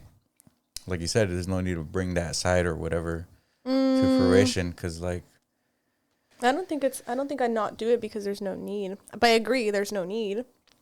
But. Well, I'm very much of I don't really like to. If I don't want to do something, I won't do it, and if I don't want to hear something, I won't hear it. Yeah. And but I feel like it's just, to me, it's just that's not part of our friendship.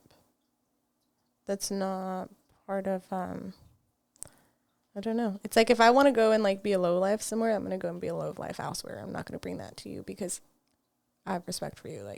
You know what I mean? That's what I'm saying. There's no need for you to bring that over to me, and there's no need for me to impose my shit on you. I guess I kind of see what you're saying. Yeah. Yeah. Because we can live just fine without doing that. Yeah. I see what you're saying. There's no need for it it wouldn't help. Yeah. So our friendship. So when you tell me you want to work out, I'm okay, I'm happy, but I'm also waiting to see if you actually want to work out. I really do. It's not. I know. But I really do. It's something that it came along with my decision to, if I want to look a certain way, it's not gonna happen at the blink of an eye, and it's not gonna happen by me sitting on my ass. But it's one of those things that, and it's that itself could be a reason why you lose respect for me. When somebody, and I think that's it to other people. And I think that could be why somebody else has lost respect for me in that sense, to think they could come in and debunk my decisions and my thoughts. Of saying you're going to do something over and over and over again and then not doing it. But I think no matter what, it's you've never sit there and nagged about it. You know what I mean? And so, because I think it's fine. I think if you're going to do it, you're going to do it. And if you're not going to do it, that's fine too. Yeah. But because it's not up to you, and it's not, it's just live your life and whatever makes you happy. That's it. Yeah. If you come at me and you're unhappy, then we have a problem. Yeah. Because I don't like unhappy people. I have a problem with people who are constantly nagging and complaining, and because they have the ability to do shit about it. Yeah. But you do things that benefit you and make you happy. And that's what I like about you, is that you don't necessarily like working out. Like if you valued it enough, you'd do it. And that doesn't mean you're not going to do it like in the future. Like when you're ready, you'll do it if it's valuable enough to you. Yeah. And that's what I notice like in people, and that's what I care most about in people is if they're going to like take care of themselves in a way that's best in the moment. It's like we said earlier, it's like you're doing the best thing that you can at the moment because you're developing, and that's it. And I notice that in people. It's like I don't judge a 12-year-old, 14-year-old, 16-year-old for what they're not doing, because like they have time to do whatever the fuck they want to do.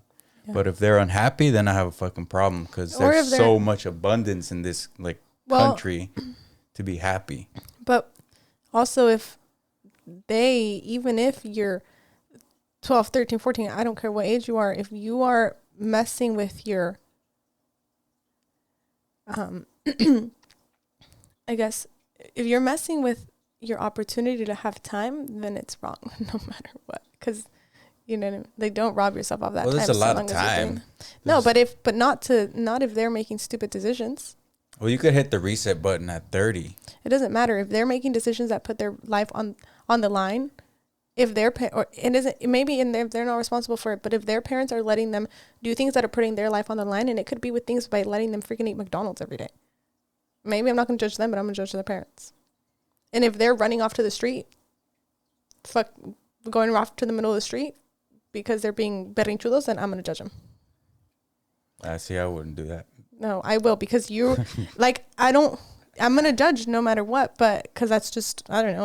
I don't know if I'm me, and probably a lot of other people are judgmental people, but there's things that are just in a way that is just comes from like don't mess with your time that you have in the future, because you could do anything else. Go fail a class. I don't care, because you could fix that because you have time, but don't rob yourself of time. Don't put your kids, or don't put yourself in a situation where you're going to get cancer and rob yourself of time. Yeah. I mean, that's my biggest criticism to myself, is like how much time I wasted doing stupid shit, you know? But like at the end of the day, it took all that stupid shit to be who I am. Yeah. Because otherwise I would have never probably pursued anything relating to intellect. Yeah. I would be doing exactly what everybody else is doing, which is not even close to the same as what I'm doing now. Yeah. So like that's why I do like judge it, right? Like it's wrong to do certain things, but I'm like, well, as long as you learn, you're fine. No, I guess you're right. Like if you learn, like maybe we could Maybe you could move on because it's just, now I want to tell you like about this specific situation, and I want to tell you like, well, because you brought up like nagging almost, right? And if you're nagging about something, and if you're not doing the work, then you're going to have a problem with it, and then you're not going to want to hear it. But then it becomes, okay, well, you don't want to hear it, then I'm not going to talk to you, because that's what's going on in my life.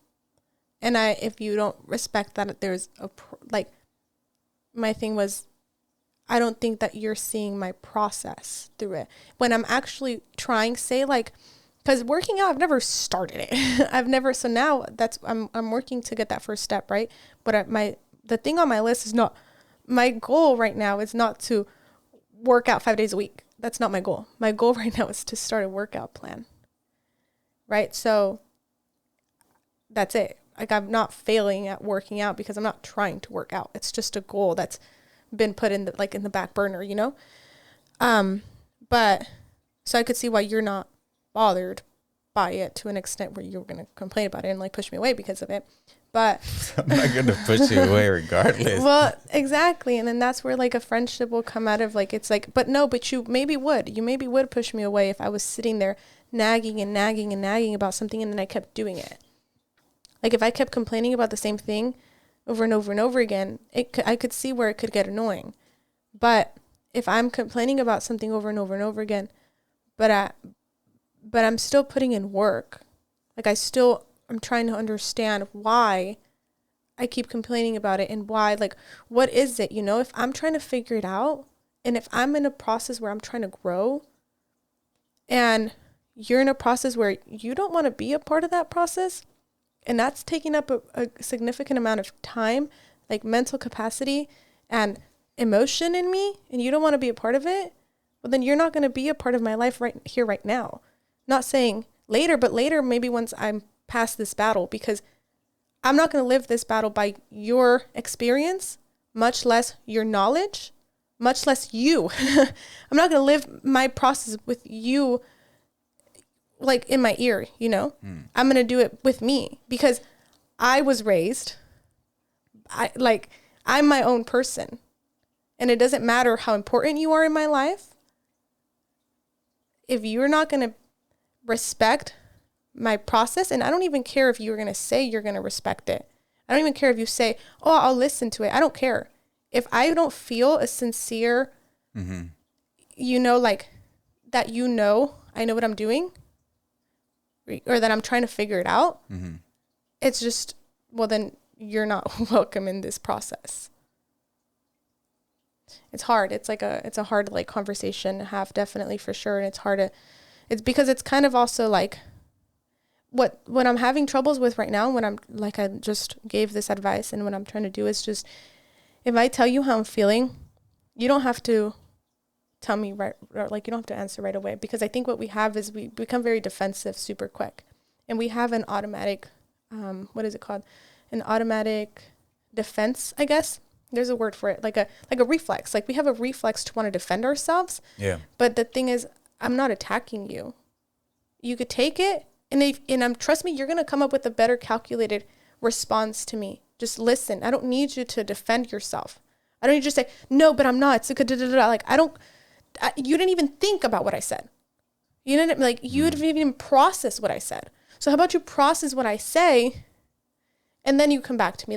So that's what I gave one of my friends. Like, they were telling me about their relationship and this and that, and then whatever, I'm not going to go on to that at all. But what I said was, you don't have to think, or even I feel like even when we're sometimes that reaction, sometimes we get to know each other enough, or you get to know a person enough where you know what their reaction is going to be because of the underlying even tone.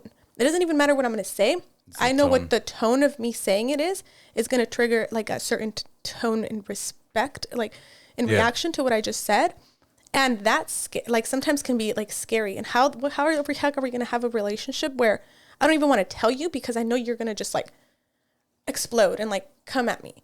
And so you don't need to say anything. When somebody tells you something, you're not obligated. People are even, I got this advice at my training with with how to deal with. So in whenever we start working on an assignment at the company, we get on a call and somebody walks us through what they want us to do. Everybody has a different style of giving out. But essentially, we get on a call and we get instructions. And what they said was, feel free to take a second. And this is an instructor, right? Not somebody that, I didn't get this advice from somebody that was giving me instructions. I got this advice from somebody who's received instructions. So what I'm saying, somebody didn't tell me that directly, hey, I'm going to give you instructions, but feel free to think about it. So what I'm saying is, it wasn't put out to me in that situation, right? It's just a general advice that was given to, at the end of an instructions, what they said was feel free to take a second after this was so hard to freaking get out. Feel free to take a second to just say, give me 1 second after the instructions.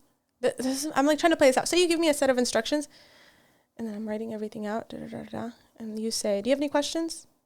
Well, at the moment, no, because I haven't thought about it.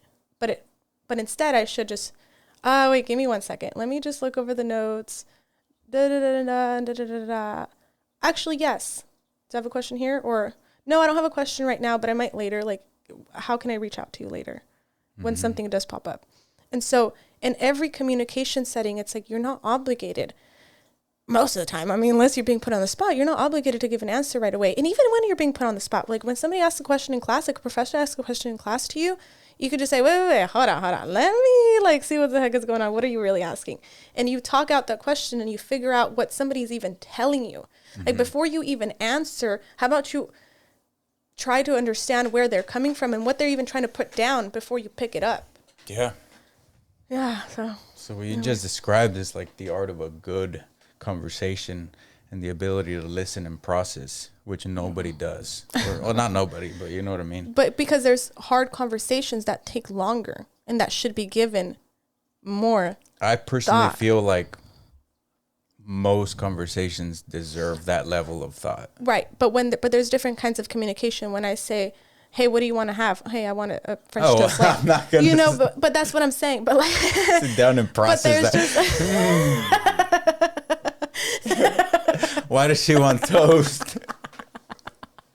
No, when it's a serious talk, like when you're expressing you're wanting to go to the gym and stuff, it's like, I'm not gonna automatically like say anything. Yeah. Which I don't, and that's something that I've been working on so hard. Yeah, you do that. You do that though in our conversation. I know that I have to like you take a pause, and I noticed it too. It's like when you want somebody, a very like an advice that everybody gives is listen more than you speak, and an advice that you're given when in an interview setting is let the interviewer speak.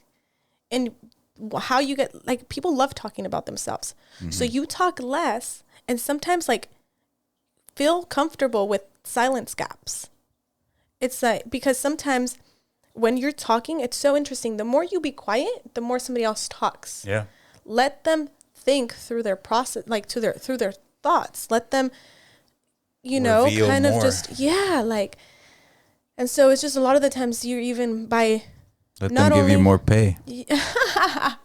Not only are you, I feel like taking a second to understand, not only is good for the listener, but it's also good for the person that's speaking because they're able to let out more and you're able to see where are their thoughts really coming from. Because half of the time what we say, not half the time, but sometimes like what we say is not really what we truly mean, right? It's like, wait, is that what I said? It's just reaction. Like, it's just like we're trying to think.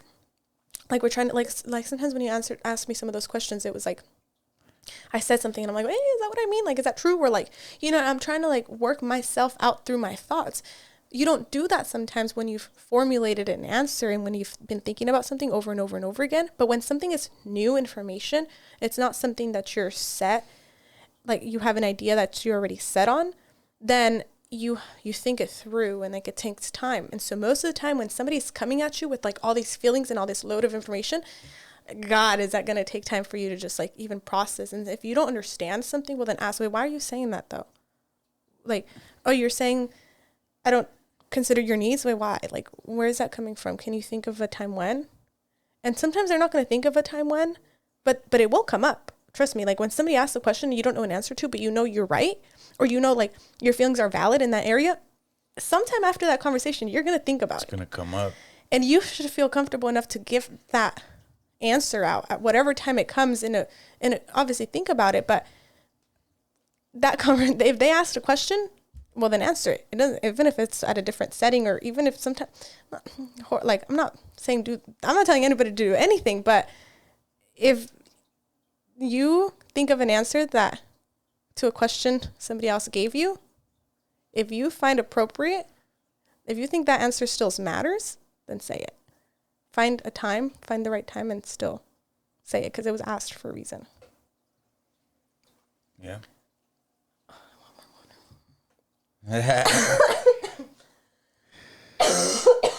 Damn, you have COVID. Shut up. Damn, you have COVID. My throat is itchy. Can I get up? I feel like a prisoner.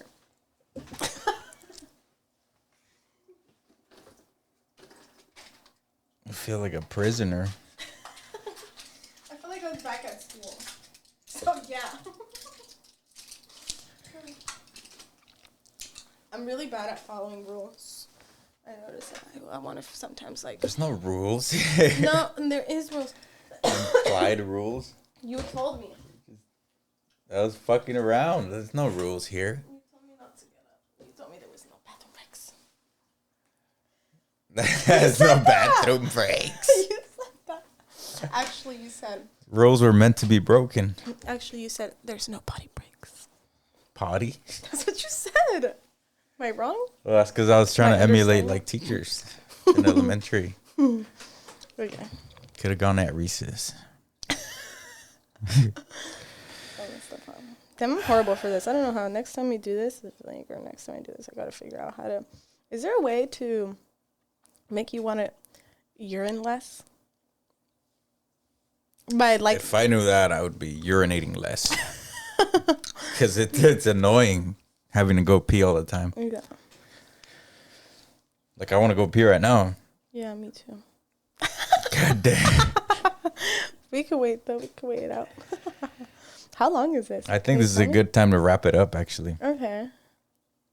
What timing are we at? 2 hours. God dang. Sheesh. Yeah, I just want to say, like, obviously I'm still developing this craft, but a part of it is that, like, learning to listen and ask the right questions, and then, like, trying not to impose anything on anybody. Yeah. Because what I really want to get at is people's thought processes on things, Yeah. not, like, voice my opinion. I don't care about my opinion. My opinion lives here, and that's fine. If I ever do want to voice it, I'll write a book. Well, and the thing is, no, like, I know that you voice your opinions through the way you speak. You might not be voicing your opinion directly, but it's very easy for me to understand people's opinions and people's standpoints off them just by a conversation. So in a way, you probably know this. Yeah, you know this for sure. In a way, you're sharing your opinion on things through probably your conversation, or maybe you're trying not to. Maybe that's what. Well, you what wanna I mean do, is, but- yeah, what I mean is that is like, I'm trying to discover the world. Yeah. So yes, I'm gonna voice my opinions because the questions that I ask are based on the research that I do. Yeah. And the research that I do is because of the things that interest me, and things that interest me are my opinions. Yeah. So, but the thing is, I know enough to know that I know absolutely fucking nothing. I know. So, And that's the only way that people learn. Like that's so common. And anybody that is godly, like, thinks that they know everything. God, are you so ignorant? Like zero. I know nothing because it's like, you know what I was thinking about? I'm like, I have some ideas out there that I wanted to make this post. I won't do that. But like, there's certain $1 million ideas that I've had, and I'm like, inventors out there, please, like, make this happen. Rob this idea right now, make it happen. I'm not going to, but I wasn't gonna say that. But what one of them though is, I want to figure out what you know how I'm starting to read that book, and I know there's a book on it's mindset, and we have the capability to grow what we know, right? Like, we have our capability to learn, but I think that there is an innate limit to each individual. I think that, like there's a cap. yeah, like, yeah, because Who puts maybe that cap? Like, what is that cap? their own. So because I feel like there's some people that I feel like have to start from a different spot, like have to start from like getting, like, some people don't have EQ, like, and so, and some people don't have, like, grown people and don't have knowledge on other things, and so I feel like they're capped out by time. And because they have so much bottom line work to do, that, you know what I mean? Like, I think, and I feel like that's and essentially, like, it has to, our brains. Like, I feel like when somebody's discovered, I don't know how the, like, IQ test works, but what I want to know is can somebody put together science, like neurology, psychology, and I guess that would be like, in all those concepts that make us who we are, can somebody put all that together and tell me on a number based line where I'm at? Like, okay. like the amount of data that you hold currently, given all the stuff you've like intook. And not only that, but I want to know. There is. I think there is. There's actually a figure of like how much you can store in your brain. And it has to be different for everybody, right? But that's what I want. I want somebody to tell me. And me is different than you. You are probably going to be because you've unlocked certain areas of your mind. Let's wrap this up. I get you. I'm like, no, let's wrap this up. It just sounded funny. But just thinking of Zelda. Like, I don't know if you know Zelda. But what I was just getting at is that because I have that mindset right now where I have so many goals, and I want to know what my capacity is. Like, I want to know what my productivity capacity is. I don't want to set goals that are unrealistic for me.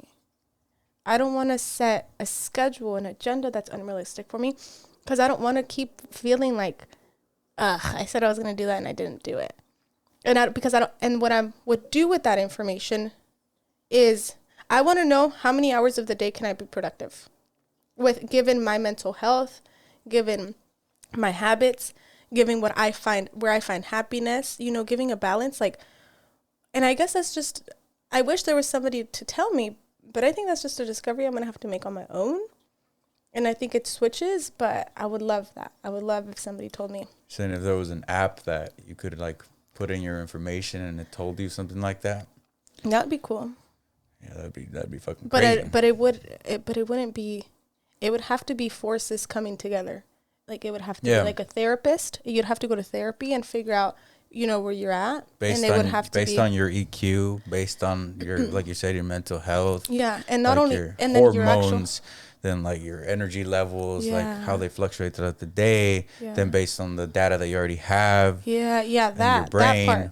Based on the information and education, and not only the education that we have. It's like, what can I actually do? How far can I actually go? Yeah, like I was going to say, I have more education than you, but maybe I don't because you had a lot of units. But you see what I'm saying? Like that, the classes that we undertook, there's no reflection on what we actually know because I didn't learn anything in my classes. Yeah, you did. Zero. Shut up. Zero, Polly. He is lying. He learned a lot of good things. And Two things that I learned. Oh my God. Risk and return. That's Liar. It. Whatever. I studied finance and that's all. Risk and return. No, what about org behavior? Risk and return, human capital. How much risk are you going to take on this person and how much return are they going to give you? Everybody go to school. It's worth it. It is worth it. Yeah, but if you actually take on a classic education. I know, but I feel like if you're saying all this stuff about like I think it's just like, I know where you're coming from and I could sit here and tell you you're lying.